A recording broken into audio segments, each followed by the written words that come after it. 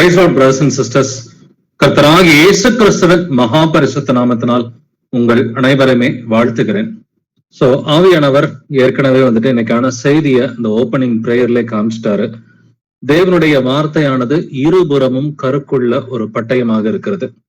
சபைக்கான ஆதாரம் தேவனுடைய வார்த்தையாக இருக்கிறது. நம்முடைய ஆத்மாவுக்கான ஆதாரம் தேவனுடைய வார்த்தையாக இருக்கிறது. நாம் எதை செய்தாலும் தேவனுடைய வார்த்தையின்படிதான் செய்ய வேண்டும் அப்படிங்கிறத ரொம்ப நாளாவே நம்ம பழகிதான் இருக்கிறோம். அப்ப அநேக வருஷங்களாக இப்படி தினந்தோறும் வேத வாக்கியங்களை ஆராய்ந்து பார்த்து கொண்டிருக்கிறோம். நம்ம எல்லோருக்குமே நிறைய வசனங்கள் தெரியும். பட் இந்த வசனங்களை எப்படி நம் வாழ்க்கையில் பயன்படுத்துவது, இந்த வசனங்களை பயன்படுத்தும் பொழுது நான் இதை தேவ நீதியோடு பயன்படுத்துறேனா அப்படின்றதையும் நாம் ஆராய்ந்து பார்க்க வேண்டும். சோ இயேசு கிறிஸ்து நமக்கு அருளிய இந்த எல்லா வசனங்களையும் நான் எங்கிட்டாவது பட்சபாதம் உள்ளவனா பயன்படுத்துறேனா, எனக்கு ஒரு மாதிரியும் மற்றவங்களுக்கு ஒரு மாதிரியும் நான் இந்த வசனங்களை பயன்படுத்துறேனா, இல்ல எப்பொழுதும் தேவ நீதியோடு தான் இந்த வசனங்களை பயன்படுத்துகிறேனா? சோ இந்த வசனங்களை எப்படி நமது வாழ்க்கையில் பயன்படுத்துவது என்பதை குறித்து இன்னைக்கு நம்ம ஆராய்ந்து பார்க்கலாம். எபிரேயர் 4ஆம் அதிகாரம் 12வது வசனம் வாசிக்கலாம். ஹீப்ரூஸ் 4:12. தேவனுடைய வார்த்தையானது ஜீவனும் வல்லமையும் உள்ளதாயும் இருபுறமும் கருக்குள்ள எந்த பட்டயத்திலும் கருக்கானதாயும் ஆத்துமாவையும் ஆவியையும் கணுக்களையும் ஊனையும் பிரிக்கத்தக்கதாக உருவ குத்துகிறதாயும் இருதயத்தின் நினைவுகளையும் யோசனைகளையும் வகையறுக்கிறதாயும் இருக்கிறது. ஆமென். ஆமென். தேவனுடைய வார்த்தையானது ஜீவனும் வல்லமையும் உள்ளதாயும் இருபுறமும் கருக்குள்ள எந்த பட்டயத்திலும் கருக்கானதாயும் இருக்கிறது. சோ இது இருபுறம் கருக்குள்ள பட்டயம். பேசுறவங்களையும் இந்த வசனம் குத்தும், கேட்கிறவங்களையும் இந்த வசனம் குத்தும். அப்ப இருவருக்குமே இந்த வசனங்கள் பொருந்தும்னு சொல்லி கர்த்தர் சொல்றார். ஏன்னா இந்த வசனங்கள் இருபுறமும் கருக்குள்ள பட்டயமா இருக்கிறது. பேசுகிற சகோதரனையும் இந்த வசனம் நியாயம் தீர்க்கும், கேட்கிற சகோதர சகோதரிகளையும் இந்த வசனங்கள் நியாயம் தீர்க்கும், இருதயத்தின் நினைவுகளையும் யோசனைகளையும் வகையறுக்கிறதாயும் இருக்கிறதுன்னு சொல்லி கர்த்தர் சொல்லிட்டார். சோ தேவனுடைய வசனம் அது ஜீவன் உள்ளது, வல்லமை உள்ளது மட்டுமல்ல, இது இருபுறமும் கருக்குள்ள பட்டயம். அப்ப வசனத்தை நாம் பயன்படுத்தும் பொழுது நம்ம எல்லோருமே சீஷர்களா இருக்கிறோம். அதனால எல்லாருமே சுவிசேஷம் அறிவிக்கிறோம். நம்முடைய சொந்தக்காரங்கள்ட்ட, நண்பர்கள்ட்ட, தெரிஞ்சவங்கள்ட்ட, பழைய சபையில இருக்கிறவங்கள்ட்ட நம்ம எல்லோருக்கிட்டமே சுவிசேஷம் அறிவிக்கிறோம். சுவிசேஷம் எப்படி அறிவிக்கிறோம்? வசனங்களை கொண்டுதான் அறிவிக்கிறோம். இந்த வசனம் இருபுறமும் கருக்குள்ள பட்டயமா இருக்கிறது. பேசுறவருக்கும் அந்த வசனம் பொருந்தும், கேட்கிறவருக்கும் அந்த வசனம் பொருந்தும். இந்த வசனங்களை நாம் பட்சபாதம் இல்லாதவர்களாய் பயன்படுத்த வேண்டும். நம்முடைய வாழ்க்கையில அப்ளை பண்ணிட்டு தான் மற்றவங்களுக்கு இந்த வசனங்களை போதிக்க வேண்டும். வாசிக்கலாம் 2 திமோத்தி 3ஆம் அதிகாரம் 16-17 வசனங்கள். 2 Timothy chapter 3 verses 16-17. வேத வாக்கியங்கள் எல்லாம் தேவ ஆவியினால் அருளப்பட்டிருக்கிறது. தேவனுடைய மனுஷன் தேறினவனாகவும் எந்த நற்கிரியையும் செய்ய தகுதியுள்ளவனாகவும் இருக்கும்படியாக அவைகள் உபதேசத்துக்கும் கடிந்து கொள்ளுதலுக்கும் சீர்திருத்தலுக்கும் நீதியை படிப்பிக்குதலுக்கும் பிரயோஜனம் உள்ளவைகளாய் இருக்கிறது. ஆமேன். ஆமேன். வேத வாக்கியங்கள் எல்லாம் தேவ ஆவியினால் அருளப்பட்டிருக்கிறது. இந்த வேத வாக்கியங்களை நம்ம எதுக்காக பயன்படுத்துறோம் அப்படின்னாக்க, தேவனுடைய மனுஷன் தேறினவனாக இருப்பதற்கு வேத வாக்கியம் தேவைப்படுகிறது. சோ முதல்ல நாம் கர்த்தருக்குள்ளார தேறுவதற்கு வேத வாக்கியம் தேவை. எந்த நற்கரியும் செய்ய தகுதி உள்ளவனாகவும் இருக்கும்படியாக. சோ ஒரு நற்கரியை செய்யறதுக்கு கூட தேவனுடைய வாக்கியம் நமக்கு தேவை. அவைகள் உபதேசத்துக்கு பயன்படுத்தலாம், கடிந்து கொள்வதற்கு தேவனுடைய வார்த்தையை நீங்க பயன்படுத்தலாம். ஒரு சகோதரன் சீர் பொருந்தாமல் இருந்தாக்க சீர்திருத்தலுக்கு நீங்க தேவனுடைய வாக்கியத்தை பயன்படுத்தலாம். நீதியை படிப்பித்தலுக்கு தேவனுடைய வாக்கியத்தை நீங்க பயன்படுத்தலாம். சோ தேவனுடைய வாக்கியம் தான் நமக்கு எல்லாமே. சோ நீங்க தேரணும்னா தேவனுடைய வாக்கியம் தான், நற்கிரியை செய்யறதுக்கு தேவனுடைய வாக்கியம் தான், உபதேசம் பண்றதுக்கு நீதியை படிப்பிக்கிறதுக்கு தேவனுடைய வாக்கியம் தான், கடிந்து கொள்ளுதலுக்கு கூட சீர் பொருந்த செய்யறதுக்கு கூட தேவனுடைய வாக்கியத்தை பயன்படுத்தணும். ஒரு சிலர் அலட்சியமா கூட சொல்லலாம், என்ன பிரதர் எப்ப பார்த்தாலும் வசனத்தையே பேசிட்டு இருக்கிறீங்க அப்படின்ற மாதிரி ஒரு சிலர் அலட்சியமாவும் பேசுறதுக்கு வாய்ப்புகள் இருக்கிறது. பட் வசனங்களை அலட்சியப்படுத்த முடியாது. நாம் சிந்தித்தாலும் வசனத்தின்படி இருக்க வேண்டும், நாம் பேசினாலும் வசனத்தின்படி அது இருக்க வேண்டும், நாம் எதை செய்தாலும் அது வசனத்தின்படிதான் செய்ய வேண்டும் என்கிற கட்டளை நமக்கு இருக்கிறது. ஏன்னா நம்ம இயேசு கிறிஸ்துவின் நாமத்தினால ஞானஸ்நானம் பெற்ற பிள்ளைகளா இருக்கிறோம். அப்ப இந்த வசனம் இருபுறமும் கருக்குள்ள பட்டயமா இருக்கிறது. பேசுகிறவருக்கும் இந்த வசனம் தான், கேட்பவர்களுக்கும் இந்த வசனம் தான். இந்த வசனங்களை கொண்டுதான் கர்த்தர் நம்மை நியாயம் தீர்க்க போகிறார். வாசிக்கலாம் யோவான் 12:48, ஜான் 12:48. என்னை தள்ளி என் வார்த்தைகளை ஏற்றுக்கொள்ளாதவனை நியாயம் தீர்க்கிறது என்று இருக்கிறது. நான் சொன்ன வசனமே அவனை கடைசி நாளில் நியாயம் தீர்க்கும். ஆமென். என்னை தள்ளி என் வார்த்தைகளை ஏற்றுக்கொள்ளாதவனை நியாயம் தீர்க்கிறது ஒன்று இருக்கிறது. நான் சொன்ன வசனமே அவனை கடைசி நாளில் நியாயம் தீர்க்கும். இயேசு கிறிஸ்து நமக்கு கொடுத்திருக்கிற வசனங்கள் தான் நம்மை கடைசி நாளில் நியாயம் தீர்க்க போகிறது. அப்ப நம்ம இன்னொரு சகோதரனையோ இன்னொரு சகோதரியோ நம்ம ஒரு வசனத்தை கொண்டு நியாயம் தீர்த்தோம்னு சொன்னாக்க அதே வசனங்கள் நம்மையும் நியாயம் தீர்க்கும் என்பதை நாம் அறிந்து கொள்ள வேண்டும். நான் எனக்கு வசனத்தை பயன்படுத்த மாட்டேன், மத்தவங்களுக்கு மட்டும்தான் வசனத்தை பயன்படுத்துவேன்னு சொன்னாக்க இது பார்ஷியாலிட்டி. பட் வசனம் சொல்றது காட் இஸ் நாட் பார்ஷியல். தேவன் பட்சபாதம் உள்ளவர் அல்ல என்று எழுதி இருக்கிறது. அப்படின்னா நாம ஜாக்கிரதையாக இருக்க வேண்டியது, மத்தவங்களுக்கு என்ன வசனத்தை பயன்படுத்துறோமோ அதே வசனம் என்கிற அளவுகோடு தான் நமக்கும் பயன்படுத்தணும். ஒரு சிலர் வந்துட்டு இங்க பார்ஷியலா பிஹேவ் பண்றதுக்கு எல்லா வாய்ப்புகளும் இருக்குது. நான் மத்தவங்களுக்கு நான் வசனத்தை பயன்படுத்துவேன், எனக்கு நான் வசனத்தை பயன்படுத்த மாட்டேன்னு சொல்றதுக்கு வாய்ப்புகள் இருக்குது. இதுல நம்ம ரொம்ப ஜாக்கிரதையாக இருக்க வேண்டும். ஏன்னா தேவனுடைய வார்த்தை இருபுறமும் கருக்குள்ள பட்டயமா இருக்கிறது. வாசிக்கலாம் ரோமர் 2:1 ரோமன்ஸ் 2:1. ஆகையால் மற்றவர்களை குற்றவாளியாக தீர்க்கிறவனே, நீ யாரானாலும் சரி, போக்கு சொல்ல உனக்கு இடமில்லை. நீ குற்றமாக தீர்க்கிறவைகள் எவைகளோ அவைகளை நீயே செய்கிறபடியால் நீ மற்றவர்களை குறித்து சொல்லுகிற தீர்ப்பினாலே உன்னைத்தானே குற்றவாளியாக தீர்க்கிறாய். ஆமென். ஆகையால் மற்றவர்களை குற்றவாளியாக தீர்க்கிறவனே, நீ யாரானாலும் சரி, போக்கு சொல்ல உனக்கு இடம் இல்லை. நீ குற்றமாக தீர்க்கிறவைகள் எவைகளோ அவைகளை நீயே செய்கிறபடியால் நீ மற்றவர்களை குறித்து சொல்லுகிற தீர்ப்பினாலே உன்னைத்தானே குற்றவாளியாக தீர்க்கிறாய். இப்ப நம்ம ஒரு சகோதரனையோ சகோதரியவோ பார்த்து, பிரதர் சிஸ்டர், நீங்க இந்த வசனத்தை நீங்க ஒழுங்கா கை கொள்ளல, நீங்க இந்த வசனத்துக்கு விரோதமா தப்பு பண்றீங்க அப்படின்னு சொன்னாக்க அந்த வசனத்தை முதல்ல நான் கடைபிடிக்கிறதான்னு சொல்லி முதல்ல நான் ஆராய்ந்து பார்க்க வேண்டும். இப்ப எபிரேயர் 10:25 நமக்கு தெரியும். சபை கூடி வருதலை சிலர் விட்டு விடுகிறது போல நாமும் விட்டு விடாமல் என்று வேதம் சொல்கிறது.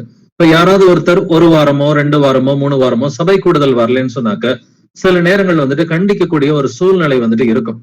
பிரதர் சிஸ்டர், சபை கூடி வருதலை விட்டு விடக்கூடாதுன்னு சொல்லி வேதம் சொல்கிறது. அதனால சபை கூடுதலை நீங்க விட்டுட்டீங்க, 1 வாரம் 2 வாரம் 3 வாரம் வரல, இது ஏசப்பாவுக்கு பிடிக்காது, தயவு செஞ்சு மனம் திரும்பிக்குங்க அப்படின்னு நான் சொல்றேனாக்க நானும் சபை கூடுதலை விட்டு விடக்கூடாது. இது ரொம்ப அடிப்படையான ஒரு விஷயம். சோ ஜட்ஜ்மெண்ட்ல பார்ஷியாலிட்டி இருக்கக்கூடாது. பட்சபாதம் உள்ளவர்களா மத்தவங்களுக்கு வசனத்தை சொல்லுவேன், எனக்கு வசனத்தை சொல்ல மாட்டேன் அப்படின்னு சொன்னாக்க கர்த்தர் என்ன சொல்றாரு?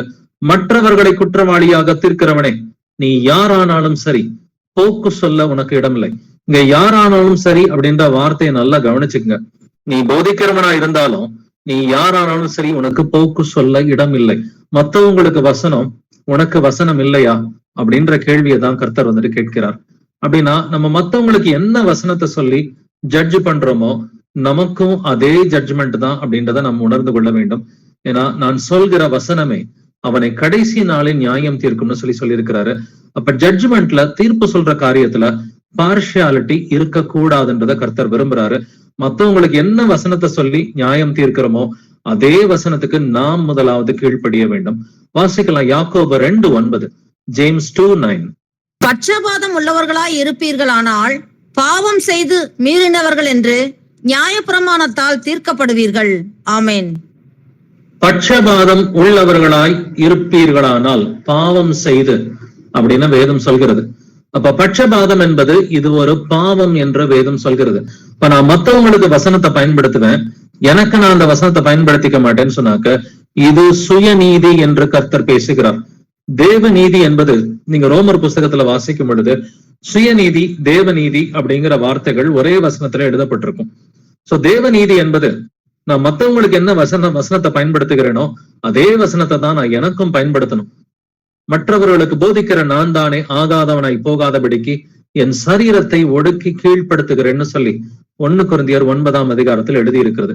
அப்ப நான் மத்தவங்களுக்கு போதிக்கிறேன்னு சொன்னா நான் தானே ஆகாதவனாய் போகாதபடிக்கு அந்த வசனத்துக்கு நான் கீழ்ப்படிந்து என் சரீரத்தை ஒடுக்குகிறேன்னு சொல்லி அப்போஸ்தலன் பவுல் பேசி இருக்கிறான். அப்படின்னா பட்சபாதம் உள்ளவர்களா நடப்பது இது பாவம், தேவனுடைய வார்த்தையை மீறுவது என்று வேதம் சொல்கிறது.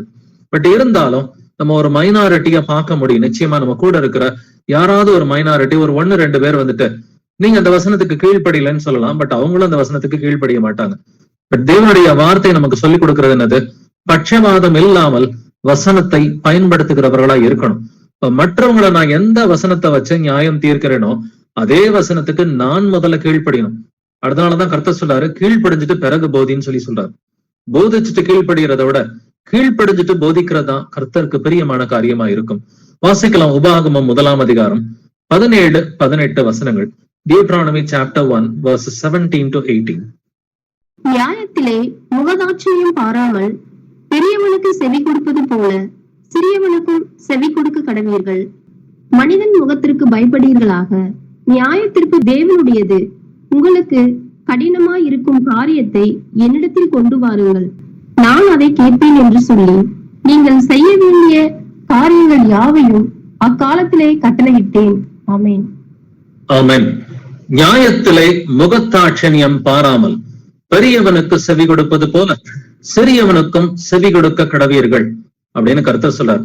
அப்ப நியாய தீர்ப்பு கொடுக்கும் பொழுது இவன் பெரியவன், இவன் சின்னவன், இவன் படிச்சவன், இவன் படிக்காதவன், இவன் பணக்காரன், இவன் ஏழை அப்படின்னு கட்டட சபையில தான் இந்த மாதிரி வந்துட்டு முகத்தாட்சியம் பார்ப்பாங்க.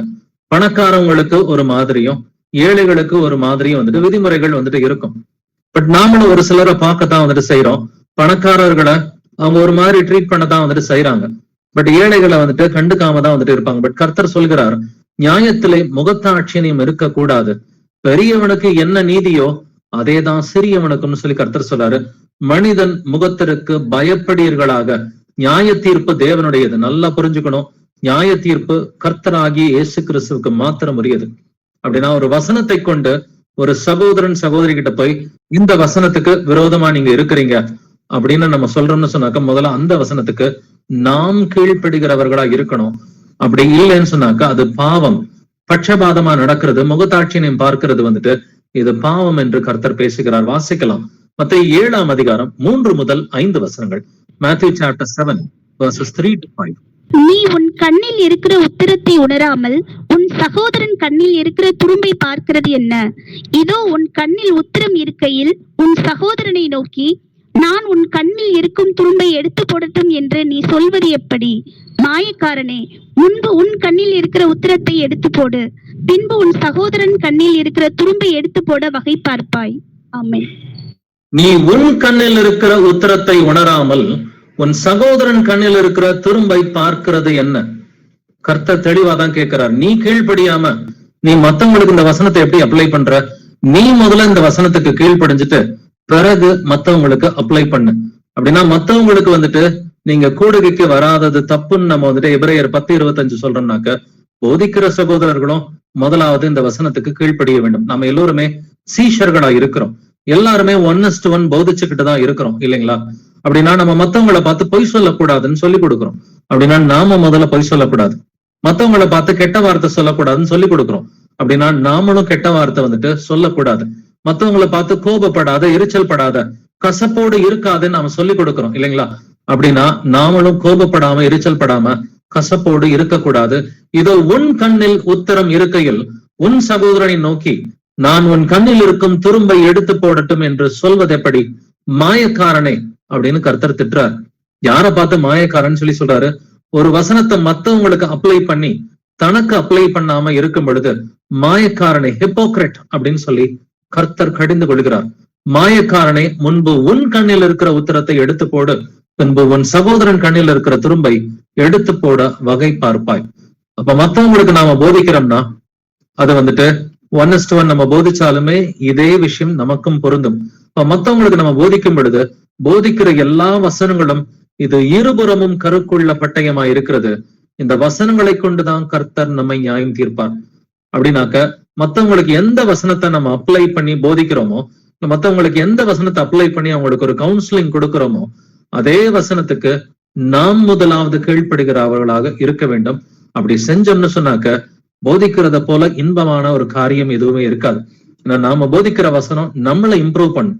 நாம போதிக்கிற வசனம் வந்துட்டு அது நம்மை பரிசுத்தமாக்கும். அதனால நாம் எல்லோருமே போதிக்கிறவர்களா இருக்க வேண்டும் என்று கர்த்தர் விரும்புகிறார். வாசிக்கலாம் ரோமர் 2:21 Romans 2:21. இப்படி இருக்க மற்றவனுக்கு போதிக்கிற நீ உனக்குத்தானே போதியாமல் இருக்கலாமா?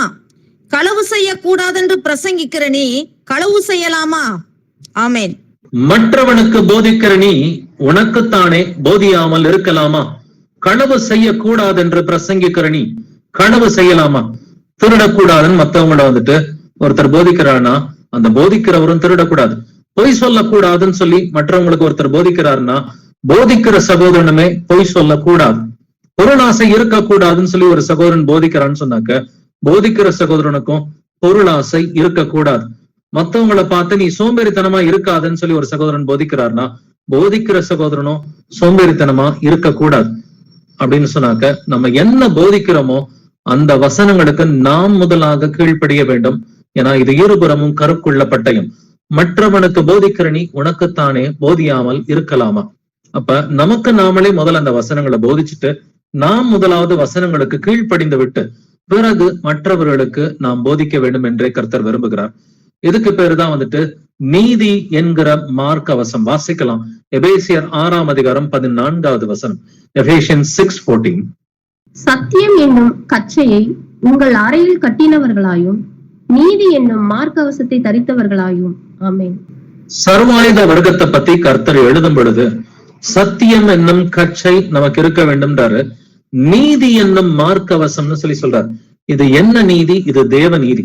பைபிள்ல 2 விதமான நீதிகளை பத்தி கர்த்தர் பேசி இருக்கிறார். ஒன்று சுயநீதி, இன்னொன்று தேவ நீதி. சுயநீதி என்னத்தை சொல்லி கொடுக்கும்? ஏன் கஷ்டம் எனக்கு தான்பா தெரியும், ஏன் நிலைமை யாருக்கு தெரியும், நான் எவ்வளவு கஷ்டப்படுறேன்னு உங்களுக்கு தெரியுமா, ஏன் பிரச்சனை எனக்கு தான் தெரியும், நான் எவ்வளவு கஷ்டப்பட்டு பிறந்தேன், எவ்வளவு கஷ்டப்பட்டு வளர்ந்தேன், எவ்வளவு கஷ்டப்பட்டு வேலை பார்க்கிறேன். இதெல்லாம் சுயநீதி என்று கர்த்தர் பேசுகிறார்.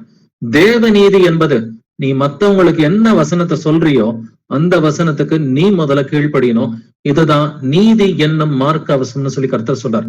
எப்பொழுதுமே தேவ நீதியை உடைய பிள்ளைகளா இருக்க வேண்டும். நாம் சிந்தித்தாலும் பேசினாலும் செயல்பட்டாலும் எதை செய்தாலும் தேவனுடைய வார்த்தைகளை கொண்டு தேவ நீதியோடு தான் செயல்படணும். மத்தவங்களுக்கு போதிக்கிற வசனங்களோ மத்தவங்களுக்கு கவுன்சிலிங் கொடுக்கிற வசனங்களோ அதே வசனங்களை கொண்டுதான் முதலாவது நம்மை நாமே வந்துட்டு நியாயம் தீர்க்க வேண்டும். இந்த வசனத்தின்படி நான் கரெக்டா இருக்கிறேனா, நம்மை நாமே நிதானித்தறிந்தால் நாம் நியாயம் தீர்க்கப்படும் என்று வேதம் சொல்கிறது.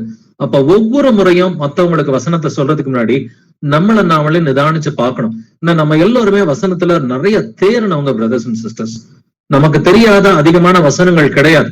மற்ற எல்லா சபைகளை காட்டிலும் மற்ற எல்லா வந்துட்டு கிறிஸ்தவ கூட்டங்களை காட்டிலும் நமக்கு அதிகமான வசனங்கள் தெரியும். ரொம்ப ஹை லெவல்ல வந்துட்டு கர்த்தர் நமக்கு வசனங்களை கத்துக் கொடுத்திருக்கிறார். பட் கேள்வி, எப்படி இதை நாம் பயன்படுத்துகிறோம்? மத்தவங்களுக்காக மட்டும் பயன்படுத்துறோமா, இல்ல அது நமக்காகவும் பயன்படுத்திக்கிறோமா? ஏன்னா இது இருபுறமும் கருக்குள்ள பட்டயம். இது நம்மையும் நியாயம் தீர்க்கும், பிறரையும் நியாயம் தீர்க்கும் என்பதை நாம் உணர்ந்து கொள்ள வேண்டும். அப்படின்னாக்க நீதி என்கிற மார்க்க அவசம் எனக்கு இருக்குதா? மத்தவங்களுக்கு நான் சொல்லிக் கொடுக்கிற வசனங்கள், மத்தவங்களுக்கு நான் அப்ளை பண்ற வசனம், வீட்டுல உட்கார்ந்துகிட்டு இந்த வசனத்தின்படி இந்த சகோதரன் கீழ்ப்படியல, இந்த வசனத்தின்படி இந்த சகோதரி கீழ்ப்படியலன்னு சொல்லி நான் எந்தெந்த வசனத்தை எல்லாம் கோட் பண்ணி நான் மத்தவங்களை குற்றப்படுத்துறேனோ அந்த வசனங்களுக்கு முதல்ல நான் கீழ்ப்படுகிறேனா அப்படின்னு சொல்லி நம்மை நாமே நிதானித்து அறிவோம். வாசிக்கலாம் யாக்கோபு 1:22, ஜேம்ஸ் 1:22. அல்லாமலும் நீங்கள் உங்களை வஞ்சியாதபடிக்கு திருவசனத்தை கேட்கிறவர்களாய் மாத்திரமல்ல அதன்படி செய்கிறவர்களாயும் இருங்கள். ஆமென். திருவசனத்தை வாசிச்சா மட்டும் பத்தாது, காதல கேட்டா மட்டும் பத்தாது, அதன்படி செய்கிறவர்களாயும் இருங்கள் என்று வேதம் சொல்கிறது. இப்ப நாம வந்துட்டு வாசிக்கிறது மட்டும் இல்ல, காதல கேட்கறது மட்டும் இல்ல, மத்தவங்களுக்கும் போதிக்கிற சீஷர்களா இருக்கிறோம் இல்லைங்களா? நம்ம வந்துட்டு சீஷர்களா இருக்கிறோம், மத்தவங்களுக்கு நம்ம போதிக்கிறோம். அப்படின்னாக்கா மத்தவங்களுக்கு போதிக்கிறதுக்கு முன்னாடி அதன்படி செய்கிற பிள்ளைகளாய் நாம் இருக்க வேண்டும். வாசிக்கலாம் ஏசாயா 29:13, ஐசாயா 29:13. இந்த ஜனங்கள் தங்கள் வாயினால் என்னிடத்தில் சேர்ந்து தங்கள் உதடுகளினால் என்னை கனம் பண்ணுகிறார்கள். அவர்கள் இருதயமோ எனக்கு தூரமாய் விலகி இருக்கிறது. அவர்கள் எனக்கு பயப்படுகிற பயம் மனுஷராலே போதிக்கப்பட்ட கற்பனையாய் இருக்கிறது. ஆமேன். வசனம் தெரிஞ்ச கிறிஸ்தவர்களையும் யூதர்களையும் பார்த்துதான் கர்த்தர் இந்த வசனங்களை எழுதியிருக்கிறார். இந்த ஜனங்கள் தங்கள் வாயினால் என்னிடத்தில் சேர்ந்து தங்கள் உதடுகளினால் என்னை கனம் பண்ணுகிறார்கள், அவர்கள் இருதயமோ எனக்கு தூரமாய் விலகி இருக்கிறது. எனக்கு இயேசுவை பிடிக்கும் இயேசுவை பிடிக்கும் அப்படின்னு அநேகர் சொல்லிக்கிட்டு இருதயத்துல கீழ்ப்படியாம இருக்கிறாங்க. சொல்லுகிற அநேக வார்த்தைகளை உதடுகள் தான் பேசுமே ஒழிய இருதயத்தினால பேச மாட்டாங்க. ஒரு காரியத்தை நான் செய்யறேன் பிரதர், செய்யறேன் சிஸ்டர்னு சொன்னாலும் அது உதட்டளவுலதான் இருக்குமே ஒழிய இருதயத்தின் அளவுல இருக்காது. இயேசுவை பிடிக்கும்னு சொன்னாக்க இயேசுடைய பிள்ளைகளையும் பிடிக்கணும் இல்லைங்களா? எனக்கு இயேசுவை பிடிக்கும்னு ஒரு சிலர் சொல்லுவாங்க, ஆனா இயேசுடைய பிள்ளைகளை விட்டு தூரமா ஓடி போயிருவாங்க. பட் கர்த்தர் சொல்றாரு, நீ என்ன சொல்றியோ அதை உணர்ந்து பேசுங்கிறார். வசனத்தை உணர்கிறவர்கள் மாத்திரமே பலன் கொடுக்கிறார்கள், வசனத்தை உணராதவர்கள் பலன் கொடுக்க மாட்டார்கள். வாசிக்கலாம் 2 கொரிந்தியர் 13ஆம் அதிகாரம் 5வது வசனம். 2 Corinthians 13:5. நீங்கள் விசுவாசம் உள்ளவர்களோவென்று உங்களை நீங்களே சோதித்து அறியுங்கள், உங்களை நீங்களே பரீட்சித்து பாருங்கள். இயேசு கிறிஸ்து உங்களுக்குள் இருக்கிறார் என்று உங்களை நீங்களே அறியீர்களா? நீங்கள் பரீட்சைக்கு நில்லாதவர்களா இருந்தால் அறியீர்கள். ஆமென். நீங்கள் விசுவாசம் உள்ளவர்களோ என்று உங்களை நீங்களே சோதித்து அறியுங்கள், உங்களை நீங்களே பரீட்சித்து பாருங்கள். இயேசு கிறிஸ்து உங்களுக்குள் இருக்கிறார் என்று உங்களை நீங்களே அறியீர்களா? இதை யார பார்த்து கர்த்தர் சொல்றாருன்னா, டபுள் ஸ்டாண்டர்ட்ஸோட ஒரு சிலர் இருப்பாங்க. மத்தவங்களுக்கு வசனத்தை பயன்படுத்துவாங்க, தனக்கு வசனத்தை பயன்படுத்த மாட்டாங்க. அப்படின்னா கர்த்தர் கேட்கிற கேள்வி என்னது? உனக்குள்ளர பரிசுத்தாவினார் இருக்கிறாரா இல்லையான்றத நீ முதல்ல சோதிச்சு பாரு.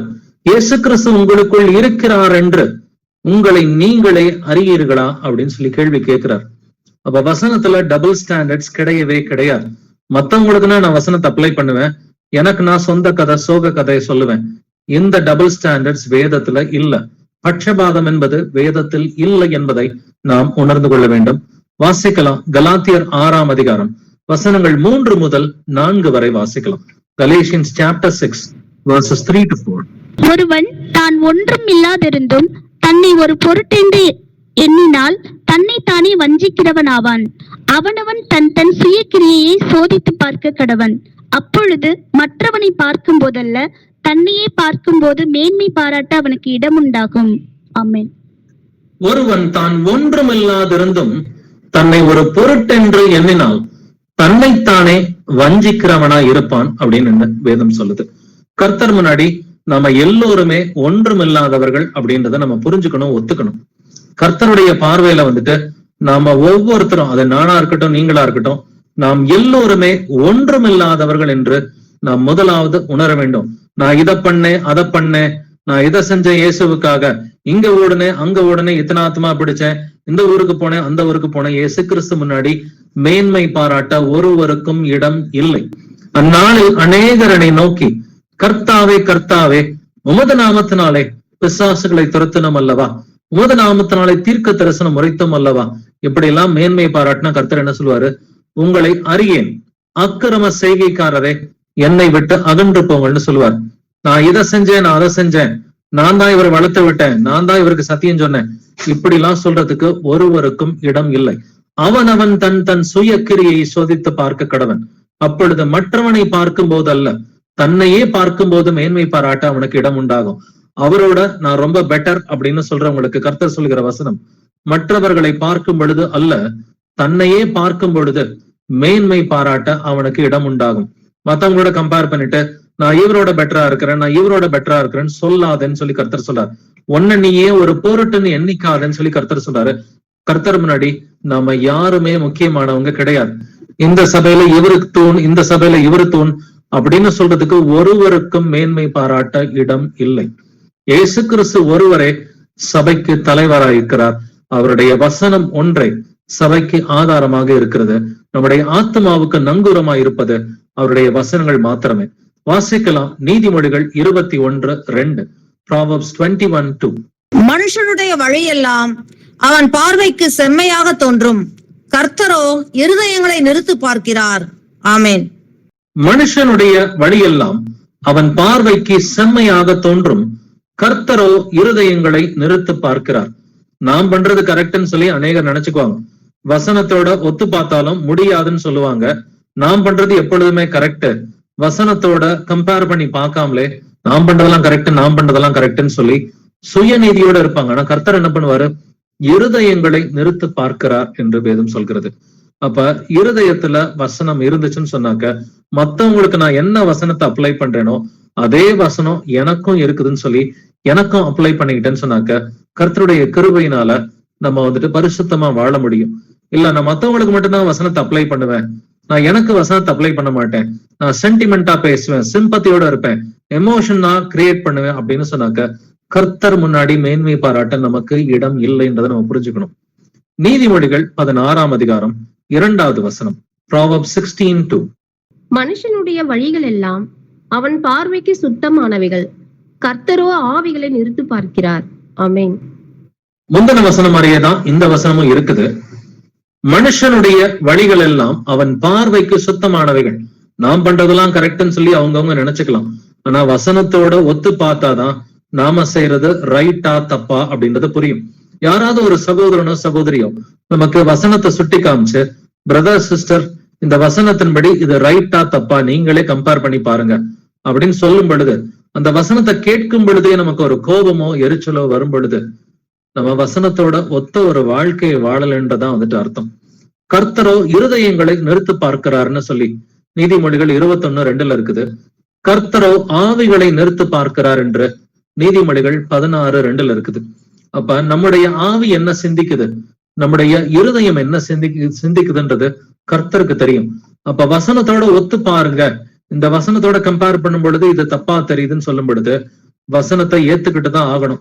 எந்த சகோதரனா இருந்தாலும் எந்த சகோதரியா இருந்தாலும், குறிப்பா நம்முடனே கூட இருக்கிற சீஷர்கள் யாரா இருந்தாலும், அவங்க போதிக்கிறவங்களா இருந்தாலும் வசனத்தோடு தன்னுடைய கிரியைகளை ஒத்து பார்க்க வேண்டும். மத்தவங்களுக்கு மாத்திரம்தான் வசனம் சொல்லுவேன், எனக்கு நான் வசனத்தை எடுத்துக்க மாட்டேன்னு சொன்னாக்க, இது மாயக்காரனே என்று சொல்கிற வசனம் தான் நமக்கும் அப்ளிகபிளா இருக்கும். ஹிப்போக்ரேட் அப்படின்னு சொல்லிதான் கர்த்தர் சொல்றாரு. யாரை பார்த்து ஹிப்போக்ரேட்னு சொல்றாரு? அவரு பரிசேயர் சதுசேயர் வேத பாரகரை பார்த்து ஹிப்போக்ரேட்னு சொல்றாரு. மத்தவங்களுக்கு எல்லாம் சூப்பரா வசனத்தை போதிப்பாங்க, நல்லா உருகி உருகி போதிக்கிற அளவுக்கு பரிசேயர்களுக்கும் சதுசேயர்களுக்கும் வேத பாரகர்களுக்கும் தெரியும். ஆனா தன்னுடைய வாழ்க்கையில எதுக்குமே கீழ்ப்படிய மாட்டாங்க. இவங்களை பார்த்துதான் கர்த்தர் மாயக்காரனே என்று பேசி இருக்கிறார். வாசிக்கலாம் 1 தீமோத்தேயு 4ஆம் அதிகாரம் 16ஆம் வசனம். 1 தீமோத்தேயு 4:16. உன்னை குறித்தும் உபதேசத்தை குறித்தும் எச்சரிக்கையாயிரு, இவைகளில் நிலை கொண்டிரு. இப்படி செய்வாயானால் உன்னையும் உன் உபதேசத்தை கேட்பவர்களையும் ரட்சித்துக் கொள்ளுவாய். ஆமென். உன்னை குறித்தும் உன் உபதேசத்தை குறித்தும் எச்சரிக்கையாரு. போதிக்கிற எல்லோருக்குமே கர்த்தர் கொடுக்கிற எச்சரிப்பு இதுதான். சோ நம்மளை குறிச்சும், நம்முடைய இருதயத்தை குறிச்சும், நம்முடைய செயல்பாடுகளை குறிச்சும், நம்முடைய ஆவிக்குரிய சிந்தனைகளை குறிச்சும், உபதேசத்தை குறித்தும் எச்சரிக்கையாயிரு, இவைகளில் நிலை கொண்டிரு அப்படிங்கிறார். நிலை கொண்டிருனா என்ன அர்த்தம்? நீ உபதேசம் பண்றத நீ முதல்ல கடைபிடின்னு சொல்லி அர்த்தம். இப்படி செய்வாயானால் உன்னையும் உன் உபதேசத்தை கேட்பவர்களையும் ரட்சித்துக் கொள்வாய். இப்ப நானும் பரலோகம் போனோம், என்னுடைய உபதேசத்தை கேட்கிறவங்களும் பரலோகம் போகணும்னா முதல்ல நான் என்ன செய்யணும்? நான் என்ன உபதேசம் பண்றேனோ அதுக்கு நான் முதலாவது கீழ்ப்படிய வேண்டும். அப்படின்னாக்க கர்த்தர் தெளிவா சொல்றாரு, உன்னை குறித்தும் உன் உபதேசத்தை குறித்தும் எச்சரிக்கையாரு, இவைகளில் நிலை கொண்டிரு அப்படிங்கிறார். நீ என்ன போதிக்கிறியோ நீ முதல்ல அதுக்கு கீழ்ப்படி அப்படின்னு சொல்லி கர்த்தர் சொல்றாரு. இல்ல நான் போதிக்க மட்டும்தான் செய்வேன், நான் கீழ்ப்படிய மாட்டேன்னு சொன்னாக்க அதுக்கு கர்த்தருடைய சபைகளில் இடம் இல்லை. நீ யாரானாலும் சரி என்று கர்த்தர் பேசுகிறார் இல்லைங்களா? நீ யாரானாலும் சரி, பாவத்திற்கு கர்த்தருடைய சபைகளில் இடம் இல்லை. நான் போதிக்க மட்டும் செய்வேன், நான் கீழ்ப்படிய மாட்டேன் அப்படின்னு சொன்னா கர்த்தருடைய சபைகளில் இதற்கு இடம் இல்லை. போதிக்கிறவர்களுக்கு கர்த்தர் அதிகமாவே எச்சரிப்பு கொடுக்கிறார். வாசிக்கலாம் தீத்து 2ஆம் அதிகாரம் வசனம் 7 முதல் 8 வரை வாசிக்கலாம். Titus chapter 2 verses 7 to 8. நீயே எல்லாவற்றிலும் உன்னை நற்கிரியைகளுக்கு மாதிரியாக காண்பித்து, எதிரியானவன் உங்களை குறித்து பொல்லாங்கு சொல்லுகிறதற்கு ஒன்றுமில்லாமல் வெட்கப்படத்தக்கதாக உபதேசத்திலே விகற்பம் இல்லாதவனும் நல்லொழுக்கம் உள்ளவனும் குற்றம் பிடிக்கப்படாத ஆரோக்கியமான வசனத்தை பேசுகிறவனுமாய் இருப்பாயாக. ஆமென். நீயே எல்லாவற்றிலும் உன்னை நற்கிரியைகளுக்கு மாதிரியாக காண்பித்த. யாரை பார்த்து கர்த்தர் இங்க சொல்றாரு? போதிக்கிற சகோதரனை பார்த்து கர்த்தர் சொல்றாரு, நீ எல்லா விஷயத்திலையும் மாதிரியாக இருக்கணும் அப்படின்னு சொல்லி சொல்றாரு. அப்ப எல்லா விஷயத்திலையும் மாதிரியா இருக்கணும்னு சொன்னாக்க போதிச்சா மட்டும் பத்தாது பிரதர்ஸ் அண்ட் சிஸ்டர்ஸ். ஒவ்வொரு கிரியையும் மாதிரியாக இருக்க வேண்டும். ஒரு போதிக்கிற சகோதரன் ஒவ்வொரு நடத்தையிலும் அந்த சபைக்கு, அந்த சகோதர சகோதரிகளுக்கு மாதிரியாக இருக்க வேண்டும். நம்ம சீஷர்களா இருக்கிறோம், நீங்க போய் மற்றவங்களுக்கு போதிக்கிறீங்க, சொந்தக்காரங்க நண்பர்களுக்கு போதிக்கிறீங்க அப்படின்னு சொன்னாக்க, நீங்க போதிக்கிற வசனங்களுக்கு நீங்கள் முதலாவது மாதிரியாக இருக்க வேண்டும். ஏன்னா எதிரியானவன் என்ன பண்ணுவான்? அவன் குற்றம் சொல்லுவான், பொல்லாங்கு சொல்லுவான்னு வேதம் சொல்லுது. எதிரியானவன் உங்களை குறித்து பொல்லாங்கு சொல்லுகிறதற்கு ஒன்றுமில்லாமல் வெட்கப்படத்தக்கதாக உபதேசத்திலே விகற்பம் இல்லாதவர்களா இருக்கணும். போதிக்கிற விஷயம் கரெக்டா இருக்கணும், நல்லொழுக்கம் உள்ளவனும். அப்படின்னாக்கா போதிக்கிற விஷயத்துக்கு கீழ்ப்படியணும், குற்றம் பிடிக்கப்படாத ஆரோக்கியமான வசனத்தை பேசுகிறவனமா இருப்பாயாக. இப்ப எல்லா விஷயத்திலும் கரெக்டா இருக்கணும். போதனை மட்டும் இல்ல, கிரியையும் நடக்கையும் அது மாதிரியாக இருக்க வேண்டும் என்று கருத்து சொல்கிறார். வாசிக்கலாம் மத்தேயு 23ஆம் அதிகாரம் வசனங்கள் 3 முதல் 4 வரை. Matthew chapter 23 verses 3 to 4. ஆகையால் நீங்கள் கைக்கொள்ளும்படி அவர்கள் உங்களுக்கு சொல்லுகிற யாவையும் கைக்கொண்டு செய்யுங்கள். அவர்கள் செய்கையின்படியோ செய்யாதிருங்கள். ஏனெனில் அவர்கள் சொல்லுகிறார்கள், சொல்லியும் செய்யாதிருக்கிறார்கள். சுமப்பதற்கரிய பாரமானவைகளை கட்டி மனுஷர் தோள்களின் மேல் சுமத்துகிறார்கள், தாங்களோ ஒரு விரலினாலும் அவைகளை தொட மாட்டார்கள். ஆமென். பரிசேயர்கள், சதுசேயர்கள், வேதபாரகர்கள் என்ன பண்ணுவாங்கன்னாக்க, நீங்கள் கை கொள்ளும்படி அவர்கள் உங்களுக்கு சொல்லுகிற யாவையும் கை கொண்டு செய்யுங்கள், அவர்கள் செய்கையின்படியோ செய்யாதிருங்கள். ஏனெனில் அவர்கள் சொல்லுகிறார்கள், சொல்லியும் செய்யாதிருக்கிறார்கள். அவங்க என்ன போதிக்கிறாங்களோ அதை அவங்க கீழ்ப்படிய மாட்டாங்கன்னு கர்த்தர் சொல்றார். அதனாலதான் மத்தேயு 23ஆம் அதிகாரத்துல மாயக்காரனே அப்படின்ற வார்த்தை திரும்ப திரும்ப திரும்ப திரும்ப கர்த்தர் பேசுறார். மாயக்காரன்னா யாரு? அவன் போதிப்பான், ஆனா கீழ்ப்படிய மாட்டான். கட்டிட சபை போதகர்கள் எல்லாருமே அநேகர் மாயக்காரரா இருக்கிறார்கள். என்ன போதிக்கிறானோ அதுக்கு அவன் கீழ்ப்படிய மாட்டான். இவன் நம்மள கூட இருக்கிற வீட்டு சபையிலையும் 1-2 பேர் அப்படி இருக்கிறதுக்கு வாய்ப்பு உண்டு. அதனாலதான் சபையானது எப்பொழுதும் வெளிப்பா இருக்க வேண்டும். போதிக்கிற சகோதரர்கள் கரெக்டா போதிச்சா மட்டும் பத்தாது, அதை கை கொண்டு நடக்கிற பிள்ளைகளா இருக்க வேண்டும். அப்படி போதிக்கிறவங்க கை கொண்டு நடக்கலைனாக்க எந்த சீசன் வேணா தனிப்பட்ட முறையில போய், பிரதர் நீங்க போதிக்கிற விஷயத்துக்கு நீங்களே கீழ்ப்படிஞ்சு நடக்கல, நீங்க ஜாக்கிரதையா இருங்க அப்படின்னு சொல்லி தாராளமாக ஒரு எச்சரிப்பு கொடுக்கலாம். வசனங்களை சொல்லி, ஒரு 2-3 சாட்சிகளோட வசனங்களை சொல்லி, இது இந்த வசனத்தோட இந்த நடக்கை சரியில்லை அப்படின்னு சொல்லி வசனங்களை கொண்டு பாயிண்ட் அவுட் பண்ணி சபையை இம்ப்ரூவ் பண்றதுக்கு ஒவ்வொரு சீஷனுக்கும் உரிமை உண்டு. ஏன்னா எபேசியர் 4:16 என்ன சொல்லுது? ஒவ்வொரு அவயமும் தன் தன் அளவுக்கு தக்கதாய் கிரியை செய்கிறபடியே என்று எழுதியிருக்கிறது. அப்ப சபையில இருக்கிற ஒவ்வொரு சீஷர்களுக்கும் அந்த சபையிலே ஒரு பங்கு உண்டு. போதிக்கிற சகோதரனை கொஞ்சம் மாய்மாலாக்காரனா யாராவது இருந்தாக்க, யாராவது மாயக்காரனை போல போதிச்சுட்டு கீழ்ப்படியாம நடக்கும் பொழுது சபையை இம்ப்ரூவ் பண்றதுக்கு, அந்த போதிக்கிற சகோதரனை சீர்பொருந்த பண்றதுக்கு சபையில இருக்கிற எல்லா சீஷர்களுக்கும் கர்த்தர் உரிமை கொடுக்கிறார். சுமப்பதற்கு அரிய பாரமான சுமைகளை கட்டி மனுஷர் தோளின் மேல் சுமத்துகிறார்கள், தாங்களோ ஒரு விரலினாலும் அவைகளை தொட மாட்டார்கள். அப்படின்னா போதிக்க மட்டும்தான் நான் செய்வேன், நான் கீழ்ப்படிய மாட்டேன், மத்தவங்களுக்கு மட்டும்தான் சுமையை கொடுப்பேன், நான் சுமையை தூக்க மாட்டேன் அப்படின்னு சொல்லும் பொழுது கர்த்தர் என்ன சொல்கிறார்? மாயக்காரன் சொல்லி சொல்றார். இதனாலதான் எல்லாரும் போதிக்கிறது ரொம்ப ரிஸ்கான காரியம்னு சொல்லி கர்த்தர் பேசி இருக்கிறார். அப்ப அந்த ரெஸ்பான்சிபிலிட்டியை புரிஞ்சுக்கிட்டாக்க நாம் மற்றவர்களுக்கு போதிக்க முடியும். வாசிக்கலாம் யாக்கோபு 3ஆம் அதிகாரம் 1 வசனம். ஜேம்ஸ் 3:1. என் சகோதரரே, அதிக ஆக்கினையை அடைவோம் என்று அறிந்து உங்களில் அநேகர் போதகராகாதிருப்பீர்களாக. ஆமென். அதிக ஆக்கினையை அடைவோம் என்று அறிந்து உங்களில் அநேகர் போதகர்கள் ஆகாதிருப்பீர்களாக. அப்ப போதகர்களுக்கு தப்பா போயிட்டாங்கன்னு சொன்னாக்க அதிக ஆக்கினைன்னு சொல்லி கர்த்தர் சொல்றார். போதிக்கிறவங்க அவங்க என்ன போதிக்கிறாங்களோ அவங்க கீழ்ப்படிஞ்சே ஆக வேண்டும். கீழ்ப்படியலைன்னா அதிக ஆக்கினை, சாதாரண ஆக்கினை கிடையாது, அதிக ஆக்கினை என்று கர்த்தர் பேசுகிறார். அப்படின்னா போதிக்கிறவங்க தப்பு பண்ணாங்கன்னா கர்த்தர் அடிக்கிற அடிய அந்த போதிக்கிறவங்களால தாங்க முடியாது. கர்த்தர் முன்னாடி நாம் எல்லோருமே நீசரும் பாவிகளமாய் இருக்கிறோம், எல்லோருமே பூஜ்யமாய் இருக்கிறோம் என்று, ஒன்றுமில்லாதவர்களா இருக்கிறோம் என்று வேதம் சொல்கிறது இல்லைங்களா? அப்படின்னா போதிக்கிற சகோதரனா இருந்தாலும் அதை கை கொண்டுதான் போதிக்கணும். அப்படி இல்லைன்னா அதிக ஆக்கினை என்று வேதம் எச்சரிப்பு கொடுக்கிறது. பட் இருந்தாலும் எப்பொழுதும் மனம் திரும்புவதற்கு கர்த்தர் நேரத்தை கொடுக்கிறார். போதிக்கிறவங்க தப்பு பண்ணாலும், சீஷர்கள் தப்பு பண்ணாலும், யாரு தப்பு பண்ணாலும் கர்த்தர் சொல்றது, மகனே மகளே நீ மனம் திரும்பு, இனி பாவம் செய்யாதேங்கிறார். விபச்சாரத்துல கையும் மையமா பிடிபட்ட பெண்ணை பார்த்து உன்னை ஒருவரும் நியாயம் தீர்க்கவில்லையா, நானும் உன்னை நியாயம் தீர்க்க மாட்டேன்னு சொல்லிட்டு மகளே இனி பாவம் செய்யாதுன்னு சொல்றார். அதுதான் நம்முடைய கர்த்தருடைய அன்பு. அப்படின்னா என்னைக்கு இது யார் மூலமாவது பாவம்னு சொல்லி கர்த்தர் சுட்டி காட்டுறாரோ, ஒரு சகோதரன் மூலமா சகோதரி மூலமா நாம் செய்வது பாவம்னு கர்த்தர் என்னைக்கு சுட்டி காட்டுறாரோ அன்னைக்கு முதலாவது முழு இருதயத்தோடு மனம் திரும்ப வேண்டும்.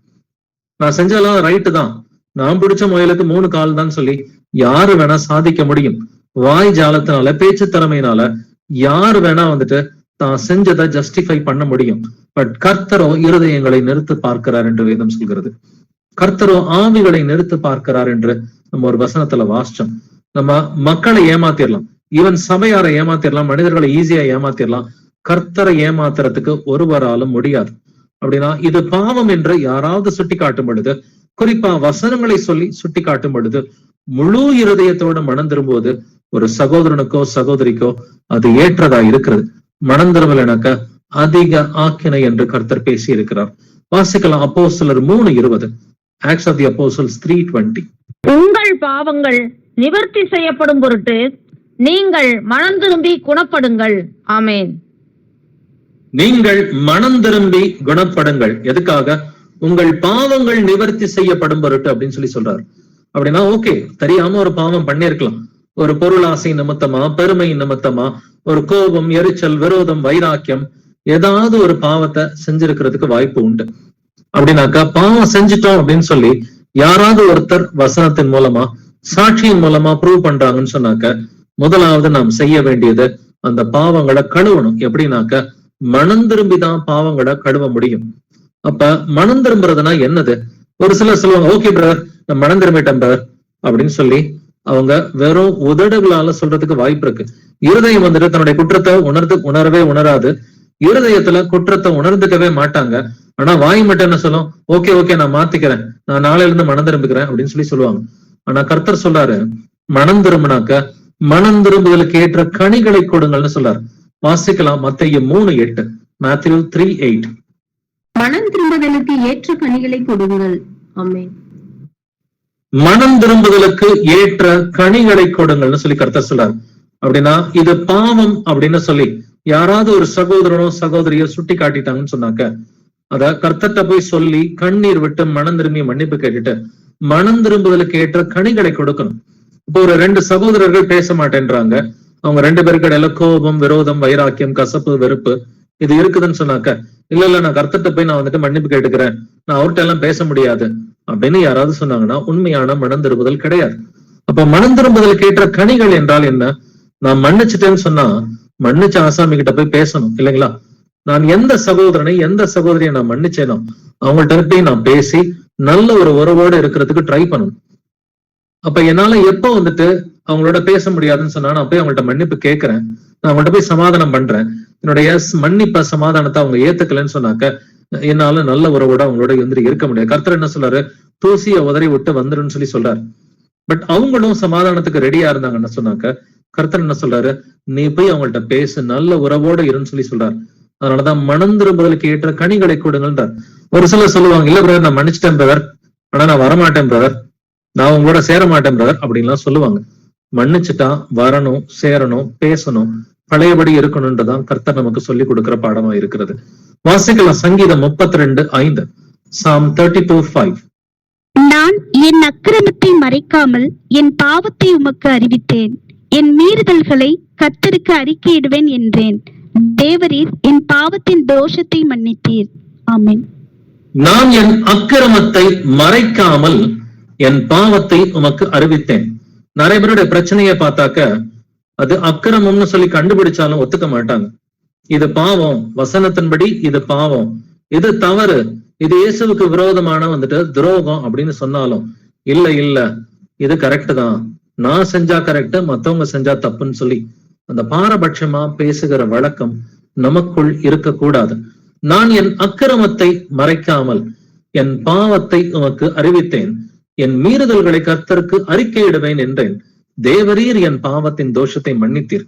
எப்பொழுது தேவரீர் கர்த்தராகிய இயேசு கிறிஸ்து நம்முடைய பாவத்தின் தோஷத்தை மன்னிப்பார்? நம்முடைய பாவங்களை மறைக்காம கர்த்தர்ட்ட அறிக்கை பண்ணா மட்டும்தான். நம்முடைய மீறுதல்களை மனப்பூர்வமா கர்த்தர்ட்ட ஒத்துக்கிட்டு, ஏசப்பா நான் பாவி, தெரியாம பண்ணிட்டேன், என்ன மன்னிச்சிருங்க, இனிமேட்டு செய்ய மாட்டேன்.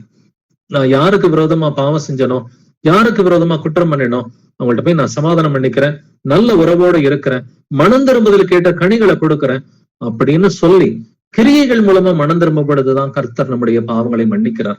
அப்ப மனம் திரும்புதல்னா வெறும் நாக்குல மட்டும் மனம் திரும்புதல் கிடையாது, கிரியைகள்ல அந்த மனம் திரும்புதல் இருக்க வேண்டும்.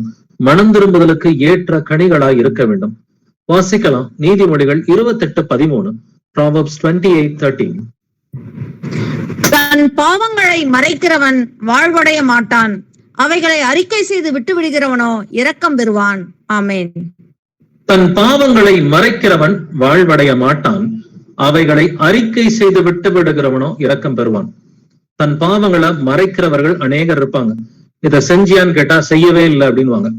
அப்புறம் ஆதாரத்தோட நம்ம வந்துட்டு இதை செஞ்சியான்னு கேட்டா கொஞ்சோண்டு செஞ்சேன், முழுமையா செய்யல அப்படின்வாங்க. அதுக்கப்புறம் கால்வாசி ஒத்துக்குவாங்க, இன்னும் ஆதாரத்தை காமிச்சா அரைவாசி ஒத்துக்குவாங்க, இன்னும் ஆதாரத்தை காமிச்சா முழுமையா ஒத்துக்குவாங்க. கடைசியா வந்துட்டு நான் இந்த சூழ்நிலையில செஞ்சேன், என்னுடைய சூழ்நிலை கஷ்டமான சூழ்நிலை, சென்டிமெண்ட், சிம்பத்தி, எமோஷன், இதுக்கு கர்த்தர் முன்னாடி இடம் இல்ல. வசனம் தெரிஞ்சிருச்சுன்னு சொன்னா கீழ்ப்படிஞ்சுதான் ஆகணும். இதுல சென்டிமெண்ட்டுக்கு இடம் இல்ல, சிம்பத்திக்கு இடம் இல்ல, எமோஷனுக்கு இடம் இல்லைன்றதை நாம் புரிந்து கொள்ள வேண்டும். சோ சில நேரங்கள் வந்துட்டு சகோதர சகோதரிகள் நம்ம சென்டிமெண்ட் பாக்குறத விட்டுட்டு, நமக்கு சென்டிமெண்ட்னா இயேசு கிறிஸ்துவின் ரத்தம் ஒண்ணுதாங்க.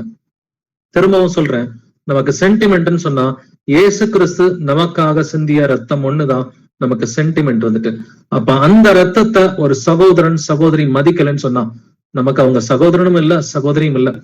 யார் என் தாய், யார் என் சகோதரன்? பிதாவின் சித்தப்படி செய்கிறவனே என்னுடைய தாயும் சகோதரனுமாய் இருக்கிறான். நீ ஏசப்பாவுக்கு கீழ்ப்படிஞ்சனா நீ என்னுடைய சகோதரன், நீ ஏசப்பாவுக்கு கீழ்ப்படிஞ்சா நீ எனக்கு சகோதரி. நீ ஏசப்பாவை மதிக்க மாட்டியா, அவனுடைய வசனங்களை மதிக்க மாட்டியா, நீ எனக்கு சகோதரனும் கிடையாது, நீ எனக்கு சகோதரியும் கிடையாது. எப்படி பழகுகிற பிள்ளைகளாய் நம்ம இருக்கணும். சென்டிமெண்ட் பார்த்தாக்க விழுந்து போயிடுவோம் பிரதர்ஸ் அண்ட் சிஸ்டர்ஸ். சென்டிமெண்ட் பாக்குறதுனா கர்த்தர்ட்ட தான் சென்டிமெண்ட் பார்க்கணும். எனக்காக அவர் ரத்தம் சிந்தினாரே, என்னுடைய பாவங்களுக்காக அடிக்கப்பட்டாரே, மனுஷ சாயலே அவரிடத்தில் இல்லையே, என்னுடைய அக்கிரமத்தினாலதான் அவர் அடிக்கப்பட்டார், என்னுடைய பாவங்களின் நிமித்தம் அவர் நொறுக்கப்பட்டார் அப்படின்னு சொல்லி இப்படிதான் நம்ம சென்டிமெண்ட் பார்க்கணும். சகோதர சகோதரிகள்ட்ட சென்டிமெண்ட் பார்த்தாக்க வசனங்களே மறந்து போயிரும். வசனங்களை கொண்டுதான் சகோதர சகோதரிகள்ட்ட பழகணும். அப்படி இல்லைன்னாக்கா அந்த உறவே மாம்சத்துல மாறிடும். என்னைக்கு ஒரு சகோதரர்கள் 2 பேரும் மாம்சத்துல பழக ஆரம்பிக்கிறாங்களோ அன்னைக்கே வந்துட்டு பாவம் கொஞ்சம் கொஞ்சமா உள்ளுக்குள்ளார வர ஆரம்பிச்சிடும். ஒரு சகோதரன்ட்ட நான் போன் போட்டேனாக்க அதுக்கு ஒரு ஆவிக்குரிய காரணம் இருக்கணும். ஒரு சகோதரனை நான் போய் சந்திக்கிறேன்னு சொன்னாக்க அதுக்கு ஒரு ஆவிக்குரிய காரணம் இருக்கணும். இல்ல நாங்க நண்பர்களை போல இருக்கிறோம், டெய்லி போன் பேசிக்குவோம், அடிக்கடி நாங்க சந்திச்சுக்குவோம், சும்மா அரட்டை அடிப்போம்னு சொன்னாக்க அந்த சந்திப்பு மாம்சத்துல மாற மாற மாற அந்த உறவே மாம்சத்துல மாறி இவங்க 2 பேருமே விழுந்து போயிடுவாங்க. முதல்ல ஜாக்கிரதையாக நாம் இருக்கணும். நம்ம யாருக்காவது ஒரு ஆவிக்குரிய சகோதரனுக்கு ஆவிக்குரிய சகோதரிக்கு நம்ம போன்ல பேசினா ஒரு ஆவிக்குரிய காரணம் வேண்டும். ஆவிக்குரிய காரணம் இல்ல, நீங்க நல்லா இருக்கிறீங்களா, நான் நல்லா இருக்கிறேன் அப்படின்னு சொன்னா கொஞ்சம் கொஞ்சமா மாம்சத்துல மாற ஆரம்பிச்சிடும். அப்ப சகோதரர்களோட நம்ம பழகுறதே ஆவிக்குரிய ரீதியில தான் வந்துட்டு இருக்கணும். ஏன்னா சந்தேகம் இருந்தா கேட்கலாம், தப்பு கிடையாது. பிரதர் சிஸ்டர் எனக்கு வந்துட்டு இந்த வசனம் புரியல, எனக்கு நீங்க ஹெல்ப் பண்ண முடியுமா, தாராளமா கேட்கலாம். வீட்டுக்கு நேரடியா போய் எனக்காக நீங்க ஜெபிக்க முடியுமா, எனக்கு இந்த வியாதி இருக்குது, எனக்கு இந்த பிரச்சனை இருக்குது, இந்த கஷ்டம் இருக்குது, எனக்கு ஒரு கவுன்சிலிங் கொடுக்க முடியுமா, இப்படி ஆவிக்குரிய காரணங்களோடு நம்ம தாராளமா சகோதர சகோதரிகளுக்கு ஒரு நாளைக்கு ஒரு முறை என்ன 10 தடவை வேணா போன் பேசலாம், நம்ம டெய்லி கூட சந்திக்கலாம்.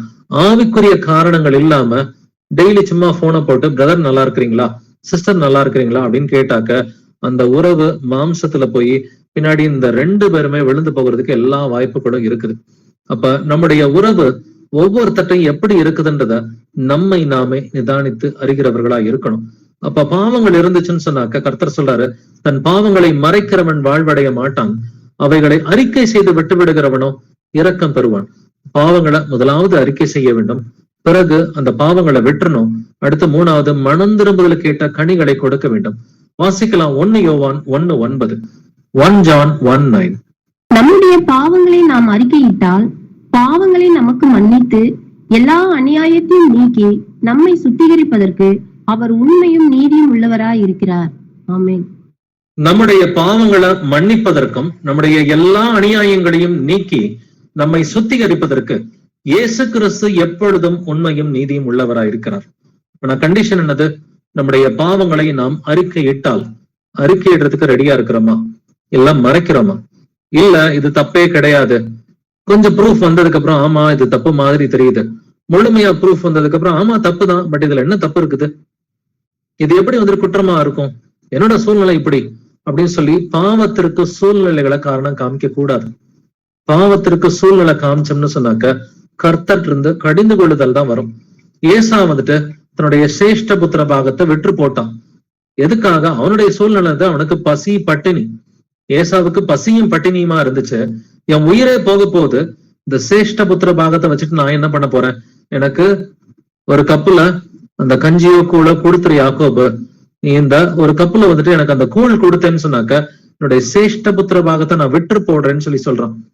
இன்னைக்குமே வந்துட்டு சாப்பாட்டுக்காக கர்த்தருடைய வசனங்களை மீறுறவங்க நிறைய பேர் இருக்கிறாங்க. எப்பொழுதுமே சாப்பாடுதான் பிரச்சனையா இருக்கும். ஆரம்ப நாட்கள்ல இருந்தே பாத்தீங்கன்னாக்க சிரேஷ்டபுத்திர பாகத்தை விற்று போட்டது மட்டும் கிடையாது, ஆரம்பத்துல பழத்தை சாப்பிட்டுதான் ஆதாமும் ஏவாளும் விழுந்து போனாங்க. அங்கேயும் சாப்பாட்டுலதான் பிரச்சனை. அடுத்து வனாந்தரத்துல வந்துட்டு இஸ்ரவேல் மக்கள் எல்லோருமே எனக்கு தண்ணி வேணும், எனக்கு சாப்பாடு வேணும், எனக்கு கரிசோறு கிடைக்கல, எனக்கு காடை வேணும்னு சொல்லி கேட்டு அவர்கள் வாயிலை காடை இருக்கும் பொழுது கர்த்தருடைய கோபம் பற்றி எரிந்ததுன்னு சொல்லி பாக்குறோம். அவங்களும் சாப்பாட்டுனாலதான் விழுந்து போனாங்க, நித்திய ஜீவனை இழந்து போனாங்க. பழைய ஏற்பாட்டுல ஏசா வந்துட்டு தன்னுடைய சிரேஷ்டபுத்திர பாகத்தை இழந்து போனது சாப்பாட்டுனாலதான் வந்துட்டு அந்த இச்சையடக்கம் இல்லாத ஒரு தன்மை சாப்பாட்டுனாலதான் விழுந்து போனான்னு சொல்லி நம்ம பாக்குறோம். கர்த்தர் சொல்றாரு, நான் ஏசாவை வெறுத்தேன், யாக்கோபையோ சிநேகித்தேன்னு சொல்றாரு. சாப்பாட்டுக்காக தன்னுடைய சிரேஷ்டபுத்திர பாகத்தை விற்று போட்டான். புதிய ஏற்பாட்டுல இயேசு கிறிஸ்து ஞானஸ்நானம் எடுத்த பின்பு அவருக்கு வந்த முதலாவது சோதனை என்னது? இந்த கல்லுகளை அப்பமாக்கி சாப்பிடும். அங்கேயுமே சாப்பாட்டுலதான் சோதனை வந்துச்சு. கர்த்தர் அந்த சோதனையை ஜெயித்தார் அப்படின்றத பாக்குறோம். இரண்டாம் வருகையின் காலத்திலும் சாப்பாட்டுலதான் ஒரு இடரல் இருக்கும்னு கர்த்தர் சொல்லியிருக்கிறார். மனுஷகுமாரன் வரும் நாட்களில் பெருந்தண்டியினால் பாரம் அடையாதபடிக்கு எச்சரிக்கையாயிருங்கள்னு கர்த்தர் சொல்றார்.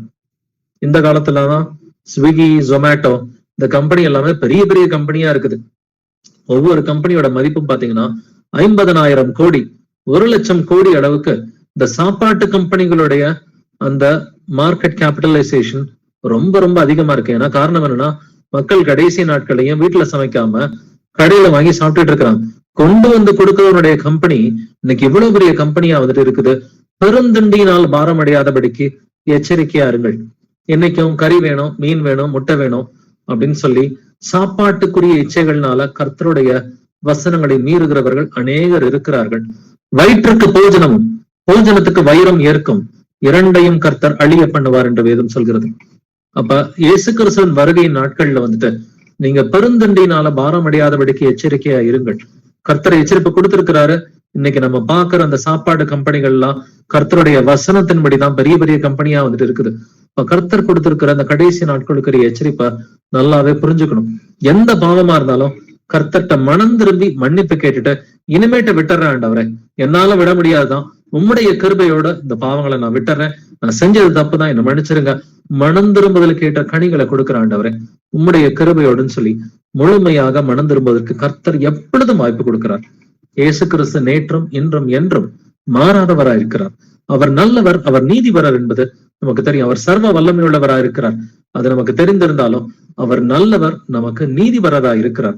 பாவங்களை அறிக்கை பண்ணோம்னா, பாவங்களை விட்டுட்டோம்னாக்க, மனம் திரும்புதல் கேட்ட கனிகளை கொடுத்தோம்னு சொன்னாக்க நிச்சயமாக நம்மை மன்னிப்பார். வாசிக்கலாம் எபேசியர் 4ஆம் அதிகாரம் 15வது வசனம். எபேசியன்ஸ் 4:15. அன்புடன் சத்தியத்தை கைக்கொண்டு தலையாகிய கிறிஸ்துவுக்குள் எல்லாவற்றிலேயும் நாம் வளருகிறவர்களாய் இருக்கும்படியாக அப்படி செய்தார். ஆமென். சத்தியத்தை எப்படி கை கொள்ளணுமா? அன்புடன் சத்தியத்தை கை கொண்டு என்று வேதம் சொல்கிறது. அப்ப சத்தியத்தை வந்துட்டு அன்போடு தான் கை கொள்ளணும், व्यसனமாய் அல்ல, கட்டாயமாக அல்ல. அன்புடன் சத்தியத்தை கை கொள்ளுகிற பிள்ளைகளா இருக்கணும். வாசிக்கலாம் மத்தேயு 12ஆம் அதிகாரம் 36வது வசனம். Matthew 12:36. மனுஷர் பேசும் வீணான வார்த்தைகள் யாவையும் குறித்து நியாய தீர்ப்பு நாளிலே கணக்கு ஒப்புவிக்கவே வேண்டும் என்று உங்களுக்கு சொல்லுகிறேன். ஆமென். மனுஷர் பேசும் வீணான வார்த்தைகள் யாவையும் குறித்து நியாய தீர்ப்பு நாளிலே கணக்கு ஒப்புவிக்க வேண்டும். அப்போ ஒவ்வொரு வீண் வார்த்தைக்கும், வெட்டி பேச்சுக்கும் நியாய தீர்ப்பு நாள்ல கணக்கு நம்ம வந்துட்டு ஒப்பு கொடுக்கணும். ஒரு சிலருக்கு அதிகமான பேச்சு திறமை இருக்கலாம், நல்ல புலமை இருக்கலாம், நல்ல பேச்சு திறமை இருக்கலாம். பட் வசனத்துக்கு கீழ்ப்படியலன்னா கர்த்தர் நியாயம் தீர்ப்பார். பேச்சு திறமையினால மற்றவங்களை ஈஸியா மடக்க முடியும். பட் கர்த்தர் முன்னாடி அதெல்லாம் ஒண்ணுமே கிடையாது. ஒரு மனிதனுடைய பேச்சு திறமையோ அவருடைய புலமையோ இயேசு கிறிஸ்து முன்னாடி அது பூஜ்ஜியமாக இருக்கிறதுன்றதை நம்ம புரிஞ்சுக்கணும். அப்படின்னா பேசுற வார்த்தைகள் கர்த்தருக்கு பிடித்தமான வார்த்தைகளா இருக்கிறதா, வசனத்தின்படிதான் பேசுறோமா, தேவ நீதியோட தான் பேசுறோமா, அல்லது சுயநீதியோட பேசுறோமான்னு சொல்லி நாம ஒவ்வொருத்தருமே நம்மை நாமே நிதானிக்கிறவர்களா இருக்கணும். வாசிக்கலாம் நீதிமொழிகள் 26ஆம் அதிகாரம் 12வது வசனம். Proverbs 26:12. தன் பார்வைக்கு ஞானியா இருப்பவனை கண்டாயானால் அவனை பார்க்கிலும் மூடனை குறித்து அதிக நம்பிக்கையாய் இருக்கலாம். தன் பார்வைக்கு ஞானியா இருப்பவனை கண்டாயானால் அவனை பார்க்கலாம் மூடனை குறித்து அதிக நம்பிக்கையா இருக்கலாம். நான் தான் கரெக்ட், நான் என்ன செஞ்சாலும் கரெக்ட் அப்படின்னு சொல்லி தன்னைத்தானே எப்பொழுதும் மெச்சுக்கிட்டாங்கன்னா, வசனத்தின்படி நான் நடக்காட்டியுமே நான் பண்றது ரைட்டு, மத்தவங்களுக்குன்னா நான் வசனத்தை வச்சு கேள்வி கேட்பேன், எனக்குன்னா நான் வசனத்தை வச்சு கேள்வி கேட்டுக்க மாட்டேன், இருந்தாலும் நான் பண்றது ரைட்டு அப்படின்னு சொல்லி இப்படிப்பட்ட ஒருத்தரை நீங்க பாத்தீங்கன்னா அவனை பார்க்கலும் மூடனை குறித்து அதிக நம்பிக்கையா இருக்கலாம்னு கர்த்தர் சொல்றார்.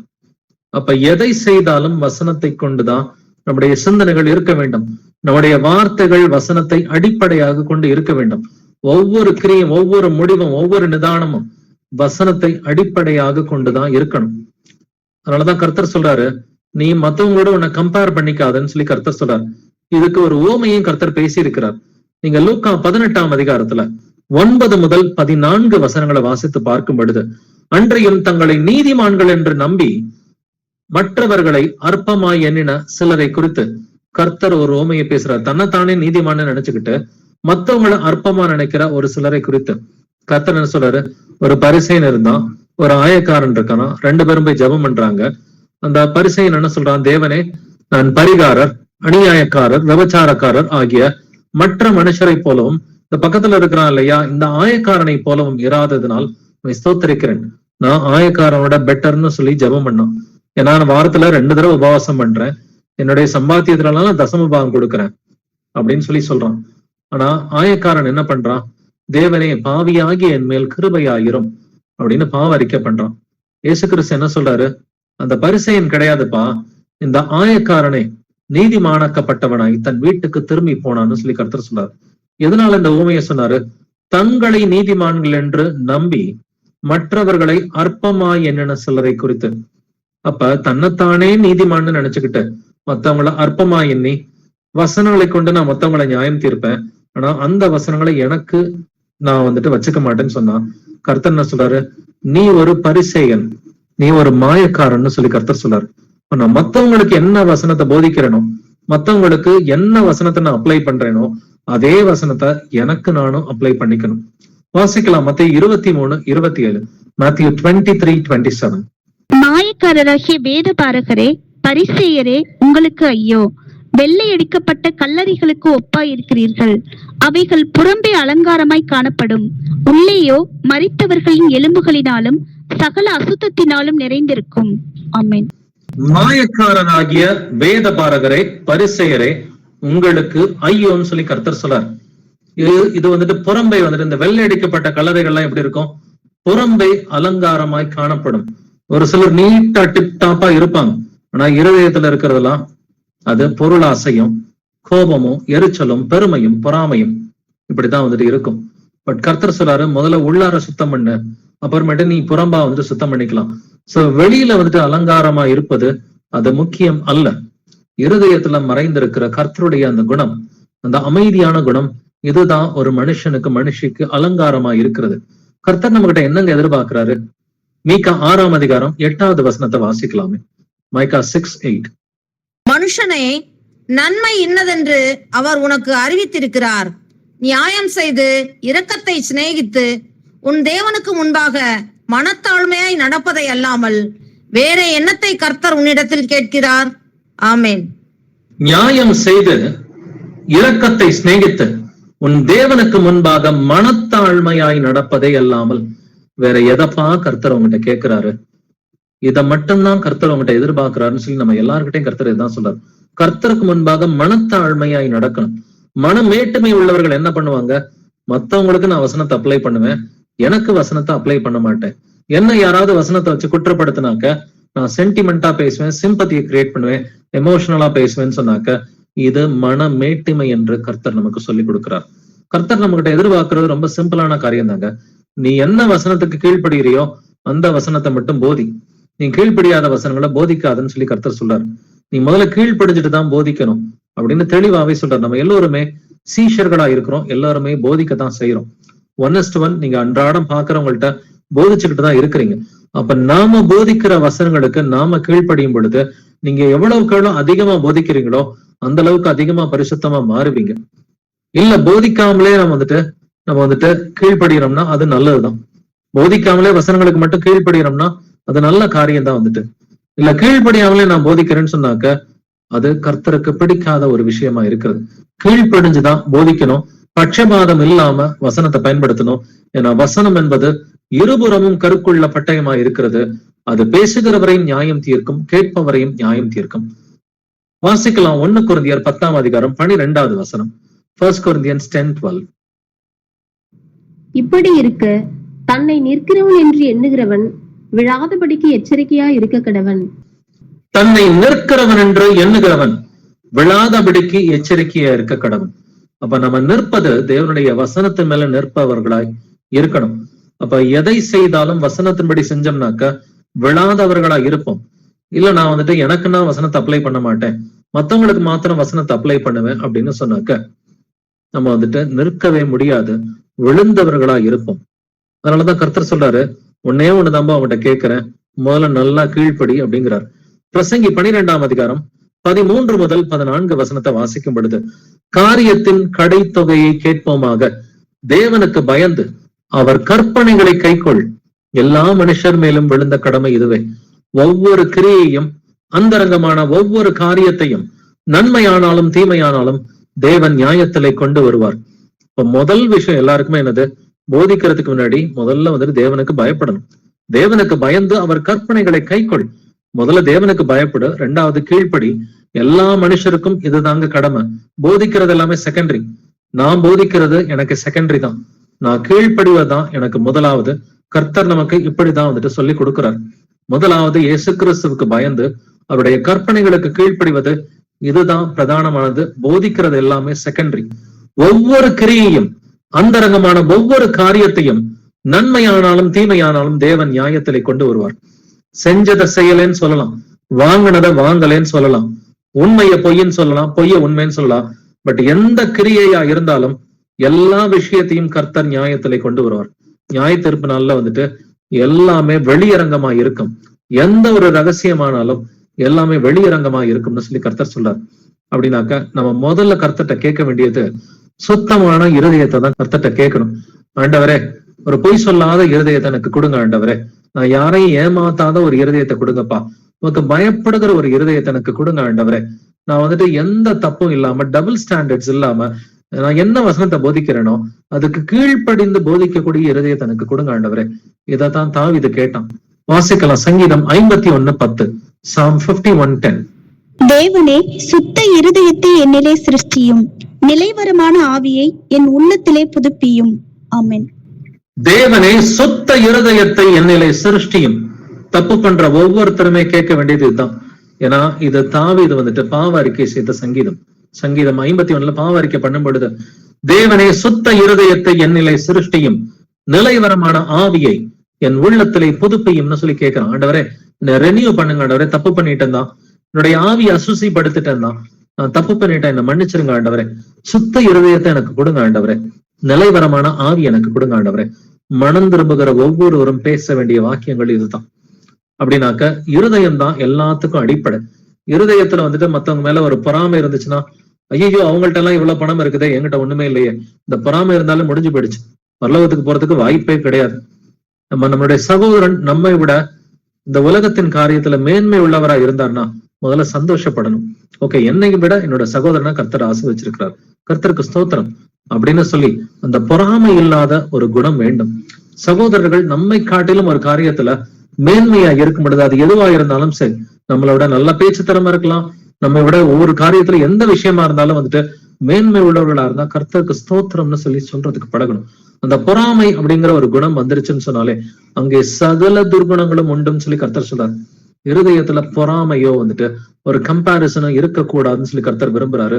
அதனாலதான் நீதிமொழிகள் 4:23 எல்லா காவலோடும் இருதயத்தை காத்துக்கொள், அதை நடத்து நின்று ஜீவ ஊற்று புறப்படும். எங்க இருந்துங்க ஜீவ ஊற்று புறப்படும்? உங்களுடைய இருதயத்திலிருந்து ஜீவ ஊற்று புறப்படும். எப்பொழுது உங்க இருதயத்திலிருந்து ஜீவ ஊற்று புறப்படும்? எல்லா காவலோடும் இருதயத்தை காப்பாத்திக்கிட்டீங்கன்னாக்க உங்களுடைய இருதயத்திலிருந்து ஜீவ ஊற்று புறப்படும்னு கர்த்தர் சொல்றார். வாசிக்கலாம் யோவான் 15:7, John 15:7. நீங்கள் என்னிலும் என் வார்த்தைகள் உங்களிலும் நிலைத்திருந்தால் நீங்கள் கேட்டுக்கொள்வது எதுவோ அது உங்களுக்கு செய்யப்படும். ஆமென். நீங்கள் என்னிலும் என் வார்த்தைகள் உங்களிலும் நிலைத்திருந்தால் நீங்கள் கேட்டுக்கொள்வது எதுவோ அது உங்களுக்கு செய்யப்படும். ஒரு சில நேரம் ஒரு சிலர் ஜெபிக்கிற ஜெபத்தை கர்த்தர் கேட்கவே மாட்டார். எவ்வளவு ஆசீர்வாதங்களுக்காக ஜெபம் பண்ணுவாங்க, கர்த்தர் அதை கொடுக்கவே மாட்டார். காரணம் என்னன்னா, நம்ம என்ன வசனத்தை பேசுறோமோ அதுக்கு நாம முதல்ல கீழ்ப்படியணும். நம்ம சொல்ற வசனங்களுக்கு நம்ம கீழ்ப்படிஞ்சாதான் நம்முடைய ஜெபத்தை கர்த்தர் கேட்கிறவரா இருக்கிறார். அதனால இந்த உலகத்துக்கு ஒத்த வேஷம் தரிக்காம தேவனுடைய சித்தம் என்னன்னு தெரிஞ்சுக்கிட்டு அந்த சித்தத்துக்கு கீழ்ப்படுகிற பிள்ளைகளா இருக்கணும். ரோமர் 12:2 வாசிக்கும் பொழுது, நீங்கள் இந்த பிரபஞ்சத்திற்கு ஒத்த வேஷம் தெரியாமல் தேவனுடைய நன்மையும் பிரியமும் பரிபூர்ணமான சித்தம் இன்னதென்று பகுத்தறியத்தக்கதாக உங்கள் மனம் புதிதாகிறதுனாலே மறுரூபம் ஆகுங்கள்.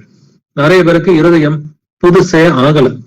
ஞானஸ்நானம் எடுப்பதற்கு முன்னாடி எப்படி இருந்தாங்களோ ஞானஸ்நானம் எடுத்த பிறகும் அதே தான் சொல்றாங்க. ஞானஸ்நானம் எடுக்கிறதுக்கு முன்னாடி ஒரு சில கள்ள போதனைகளை நம்பி இருப்பாங்க. பட் ஞானஸ்நானம் எடுத்த பிறகும் அதே கள்ள போதனைகளை தாங்களே நம்பிக்கிட்டு இருப்பாங்க. அப்படின்னாக்க நம்ம தேவனுடைய நன்மையும் பிரியமும் பரிபூரணமான சித்தம் எதுன்றதை முதல்ல தெரிஞ்சுக்கணும். தெரிஞ்சுக்கிட்டு அதுக்கு பயந்து கீழ்ப்படுகிற பிள்ளைகளா இருந்தோம்னு சொன்னாக்க நம்முடைய மனசு புதுசா மாறும்னு கர்த்தர் சொல்றாரு. அப்படி இருந்தீங்கன்னு சொன்னாக்க நீங்க தேவனுடைய ஆலயமா இருப்பீங்க, உங்களுடைய சரீரம் பரிசுத்தமா இருக்கும், இது தேவனுக்கு உகந்த பலியா இருக்கும்னு சொல்லி கர்த்தர் சொல்றார்.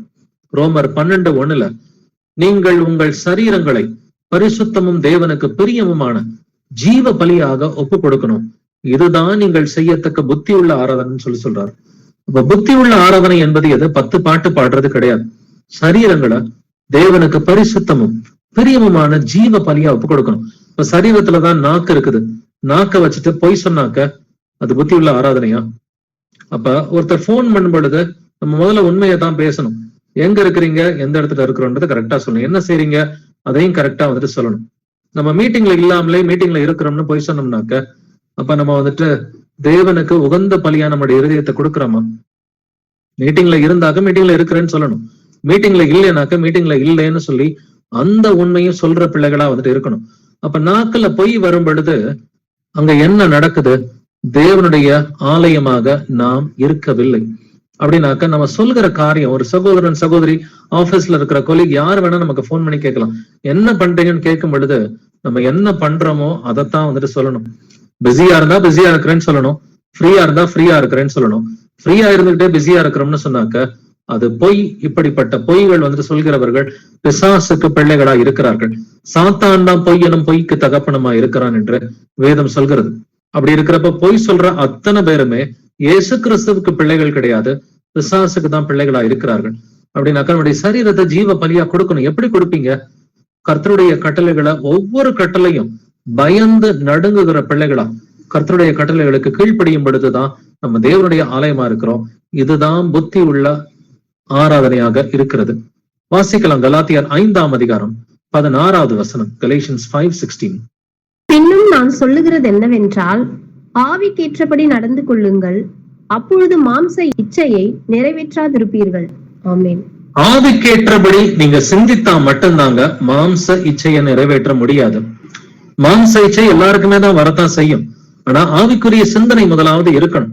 ஆவிக்குரிய சிந்தனை இருந்தாக்க அந்த மாம்ச இச்சைய சிலுவையில் அடிக்கிற பிள்ளைகளா இருக்க முடியும். அப்ப ஆவிக்கேற்ற சிந்தனை என்னது? அன்பு, சந்தோஷம், சமாதானம், நீடிய பொறுமை, தயவு, நற்குணம், விசுவாசம், சாந்தம், இச்சையடக்கம். அப்ப அன்பு, இந்த முதலாவது காரியம் அன்பு. தேவ அன்பு நமக்கு இருக்குது. இயேசு கிறிஸ்து நம்மள அன்பு செய்யறாரு, நம்மளும் இயேசு கிறிஸ்து அன்பு செய்யறோம். அப்படின்னா அதே மாதிரி சகோதர சகோதரிகளை அன்பு செய்யணும் இல்லையா? அப்ப என்னுடைய சகோதரன்கிட்ட வந்துட்டு பொறாமை இருக்கும் பொழுது என்னால வந்துட்டு அன்பு செய்ய முடியாது. நீதான் பணம் வச்சிருக்கிறியே, நீதான் எனக்கு கொஞ்சம் செஞ்சா என்ன அப்படின்ற ஒரு எண்ணம் வந்துருச்சுனாலே அங்க அன்பு கிடையாது, அங்க பொறாமை தான் வந்துட்டு இருக்குது. நீ 10,000 ரூபாய் செலவு பண்ணாலும் எனக்கு கவலை கிடையாது, நீ 50,000 வீணாக்குனாலும் எனக்கு கவலை கிடையாது, வச்சிருக்கிறல்ல செய் அப்படிங்கிற ஒரு தவறான எண்ணம் ஒரு சகோதரன் சகோதரிக்குள்ளார வரும் பொழுது அங்க அன்பு வந்துட்டு தனிந்து போகிற ஒரு விஷயமா இருக்கிறது. அப்ப அன்பு இருக்கிறப்ப நான் எல்லா விஷயத்திலும் என்னோட சகோதரன் அன்பு செய்யணும். என்னுடைய சகோதரனுக்கு ஒரு செலவு வரும் பொழுது நான் அதை குறைச்ச செலவா வந்துட்டு செஞ்சு கொடுக்கணும். ஒரு 10,000 ரூபாய் செலவு பண்ற இடத்துல, பிரதர் இந்த கடையில வாங்கினா உங்களுக்கு 5,000 ரூபாய் கிடைக்கும் பிரதர், இங்க வந்துட்டு தேவையில்லாம அதிகமா செலவு பண்ணாதீங்கன்னு சொல்லி எல்லா விஷயத்திலையும் என்னுடைய சகோதர சகோதரிகளை அன்பு செய்கிற பிள்ளைகளா இருக்கணும். அன்பு மட்டுமல்ல, எப்பொழுதும் சந்தோஷமா இருக்க பழகணும். அன்பு, சந்தோஷம், சமாதானம், நீடிய பொறுமை, தயவு, நற்குணம், விசுவாசம், சாந்தம், இச்சையடக்கம். அப்படி இல்ல நம்ம ஆவிக்குரிய இதுல நடக்க மாட்டேன்னு சொன்னா கர்த்தர் என்ன பண்ணுவாரு? சிட்சிப்பார், அடிப்பாரு. கர்த்தர் சிட்சித்து அடிக்கும் பொழுது நம்மளால தாங்க முடியாது. ஆனாலும் கர்த்தர் சொல்றாரு, நான் நேசிக்கிறதுனாலதான் உன்னை அடிக்கிறேங்கிறார். வெளிப்படுத்தின விசேஷம் 3:19 நான் நேசிக்கிறவர்கள் எவர்களோ அவர்களை கடிந்து கொண்டு சிட்சிக்கிறேன், ஆகையால் நீ ஜாக்கிரதையா இருந்து மனம் தரும்னு சொல்றார். சோ கர்த்தர் நம்மிடம் என்று சொல்வது, வசனத்தை பாரபட்சமா நீ பயன்படுத்தி இருந்தனாக்க மனம் தரும்னு சொல்றார். நமக்கான பாடம் இன்னைக்கு இதுதான். ஏதாவது ஒரு விதத்துல மத்தவங்களுக்கு நான் வசனத்தை அப்ளை பண்ணி எனக்கு நான் வசனத்தை அப்ளை பண்ணலனாக்கா நான் மனம் திரும்பணும். மத்தவங்களுக்கு நான் சபை கூடி வரலனாக்கா நான் வந்துட்டு கேள்வி கேட்பேன். நான் சபை கூடி வரலனாக்கா நான் ஏதாவது நொண்டி சாக்கு சொல்லுவேன் அப்படின்னு சொன்னாக்க நான் முதல்ல மனம் திரும்பணும். மத்தவங்களை பொய் சொல்லக்கூடாதுன்னு சொல்லிட்டு நான் பொய் சொன்னேனாக்க நான் முதல்ல மனம் திரும்பணும். மத்தவங்களை கோபப்படாதுன்னு சொல்லிட்டு நான் கோபப்பட்டேனாக்க நான் முதல்ல மனம் திரும்பணும். அப்ப மத்தவங்களை பொறாமப்படாதுன்னு சொல்லிட்டு நான் பொறாமப்பட்டேனாக்க நான் மனம் திரும்பணும். அப்ப வசனங்களை பாரபட்சமாக பயன்படுத்த கூடாது. ஏனென்றால் தேவனுடைய வார்த்தையானது அது ஜீவனும் வல்லமையும் உள்ளது மட்டும் இல்லைங்க, அது இருபுறமும் கருக்குள்ள எந்த பட்டயத்திலும் கருக்கானதா இருக்கிறது. இப்ப வசனம் இருபுறமும் கருக்குள்ள பட்டயமா இருக்கிறது.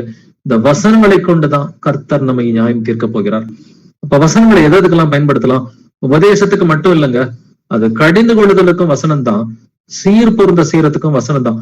அப்ப கடிந்து கொள்ளுதலுக்கு வசனம் சொல்லும் பொழுது கேட்டுதான் ஆகணும். சீர் பொருந்த செய்யும் பொழுது வசனங்களை சொல்லும் பொழுது கேட்டுதான் ஆகணும். வசனத்தை கேட்கிறப்ப எரிச்சல் வருதா? உள்ளுக்குள்ளார யார் இருப்பா? அசுத்தாவிதான் வந்துட்டு இருக்கும்.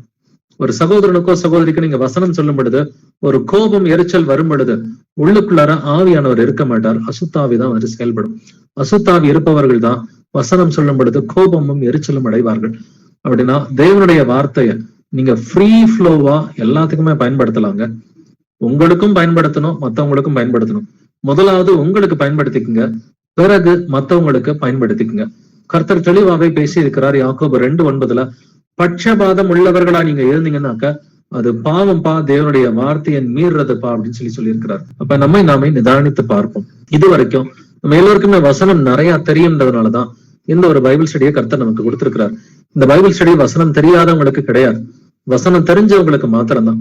இப்ப வசனம் நிறைய தெரியுதுன்னா அதை எங்கிட்டாவது நான் பார்ஷியலா பயன்படுத்துறேன்னா, மத்தவங்களுக்கு வசனத்தை சொல்லிட்டு எனக்கு நான் வசனத்தை அப்ளை பண்ணாம நொண்டி சாக்கு சொல்றேன்னா, சென்டிமெண்ட், எமோஷன், சிம்பதி ஏதாவது கிரியேட் பண்றேன்னா, அப்ப எல்லோருக்குமே வசனம் தான். எல்லா சூழ்நிலைகளையும் வசனத்தை அப்ளை பண்ணியே ஆகணும்.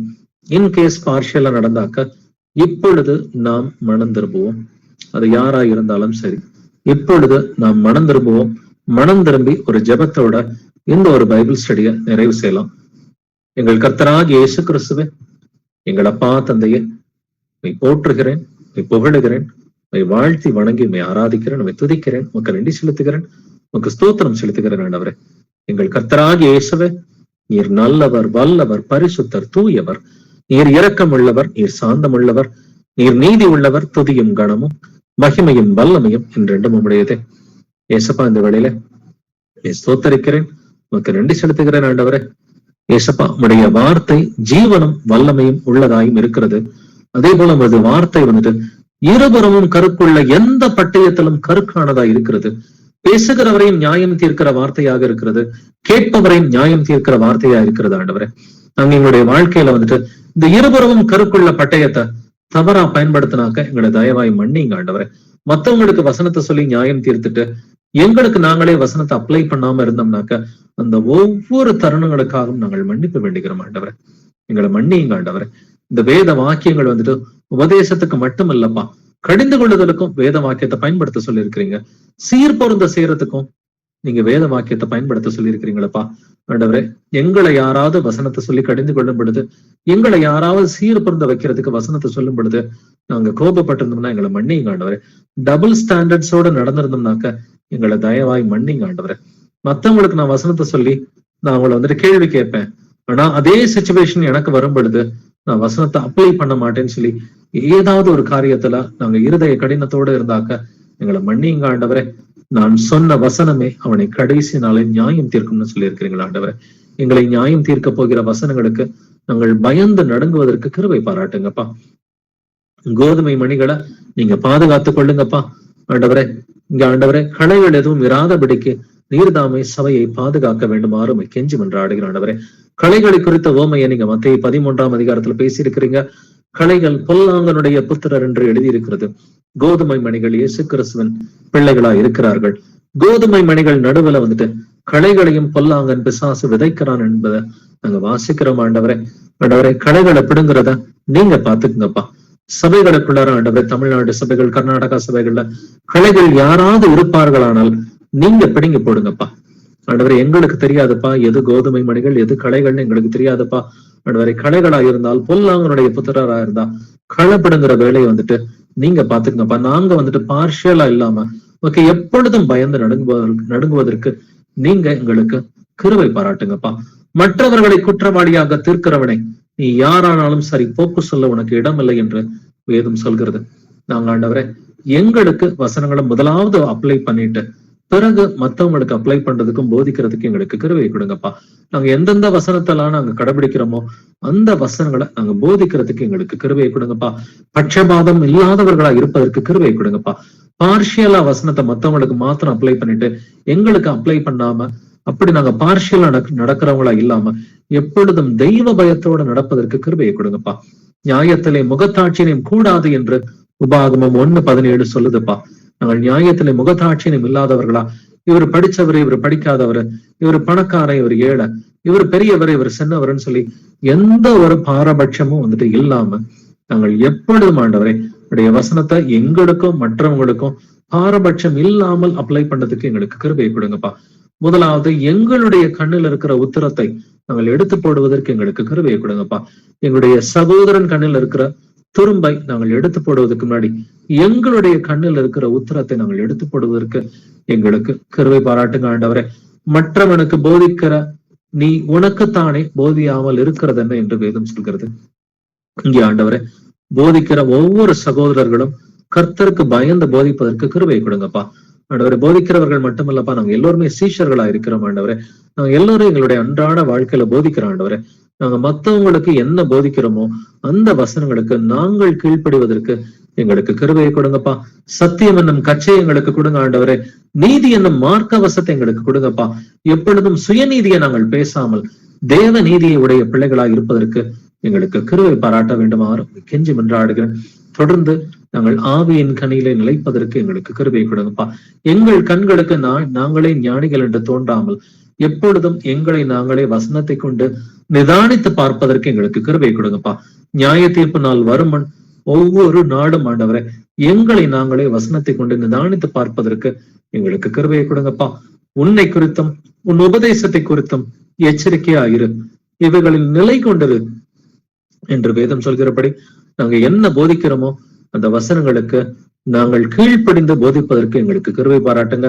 இப்படி செய்வாயானால் உன்னையும் உன் உபதேசத்தை கேட்பவர்களையும் ரட்சித்துக் கொள்வாய் என்று அற்புதமான இந்த வசனங்களை நீர் கொடுத்த கிருபைக்காக ஸ்தோத்திரிக்கிறேன், நமக்கு நன்றி செலுத்துகிறேன். நாங்க வசனங்களுக்கு கீழ்ப்படிந்து என்ன வசனத்தை கீழ்ப்படுகிறோமோ அந்த வசனங்களை நாங்கள் போதிப்பதற்கு எங்களுக்கு கிருபை கொடுங்க. எங்களையும் ஆண்டவரை கேட்பவர்களையும் இந்த வசனம் ரட்சிக்கும் என்று எழுதியிருக்கிறபடி நாங்கள் தொடர்ந்து உமக்கு பயந்த பிள்ளைகளா, வசனங்களுக்கு கீழ்ப்படுகிற பிள்ளைகளா, வசனங்களை பார்ஷியல் அப்ளை பண்ணாம நாங்க இம்பார்ஷியல், காட் இஸ் இம்பார்ஷியல் அப்படின்னு சொல்லி நாங்க வாசிக்கிறோம் ஆண்டவரை. நீர் ஆண்டவரை பட்சபாதம் உள்ளவர் கிடையாதுப்பா ஆண்டவரே you are not a respecter of persons என்று எழுதி இருக்கிறது. ஆண்டவரே நீங்க முகத்தாட்சினியை பார்க்க மாட்டீங்கப்பா. நாங்களும் அதே போல வந்துட்டு முகத்தாட்சினியை பார்க்காம எங்களுக்கும் மத்தனவங்களுக்கும் ஈக்குவலா இந்த தேவ நீதிக்குரிய வசனங்களை பயன்படுத்துவதற்கு எங்களுக்கு கிருபை பாராட்டுங்கப்பா. நாங்கள் தொடர்ந்து மனந்திரும்புதலோடு நடப்பதற்கு இரக்கம் பாராட்டுங்கப்பா. மனந்திரும்புதலுக்கு ஏற்ற கனிகளை கொடுப்பதற்கு எங்களுக்கு இரக்கம் பாராட்டுங்கப்பா. துதிக்கான மகிமையெல்லாம் இயேசுவே ஒருவருக்கே உண்டாவதாக. எங்கள் கர்த்தராகிய இயேசு கிறிஸ்துவே நீர் சீக்கிரமா இந்த பூமிக்கு வாரும் ஆண்டவரே. இந்த ஜெபங்களை என்னுடைய கர்த்தராகிய இயேசு கிறிஸ்துவின் மகா பரிசுத்த நாமத்தினால் ஏறெடுக்கிறேன். ஜீவனுள்ள எங்கள் நல்ல பிதாவே. ஆமென், ஆமென். Thank you brothers and sisters. Praise Lord Jesus.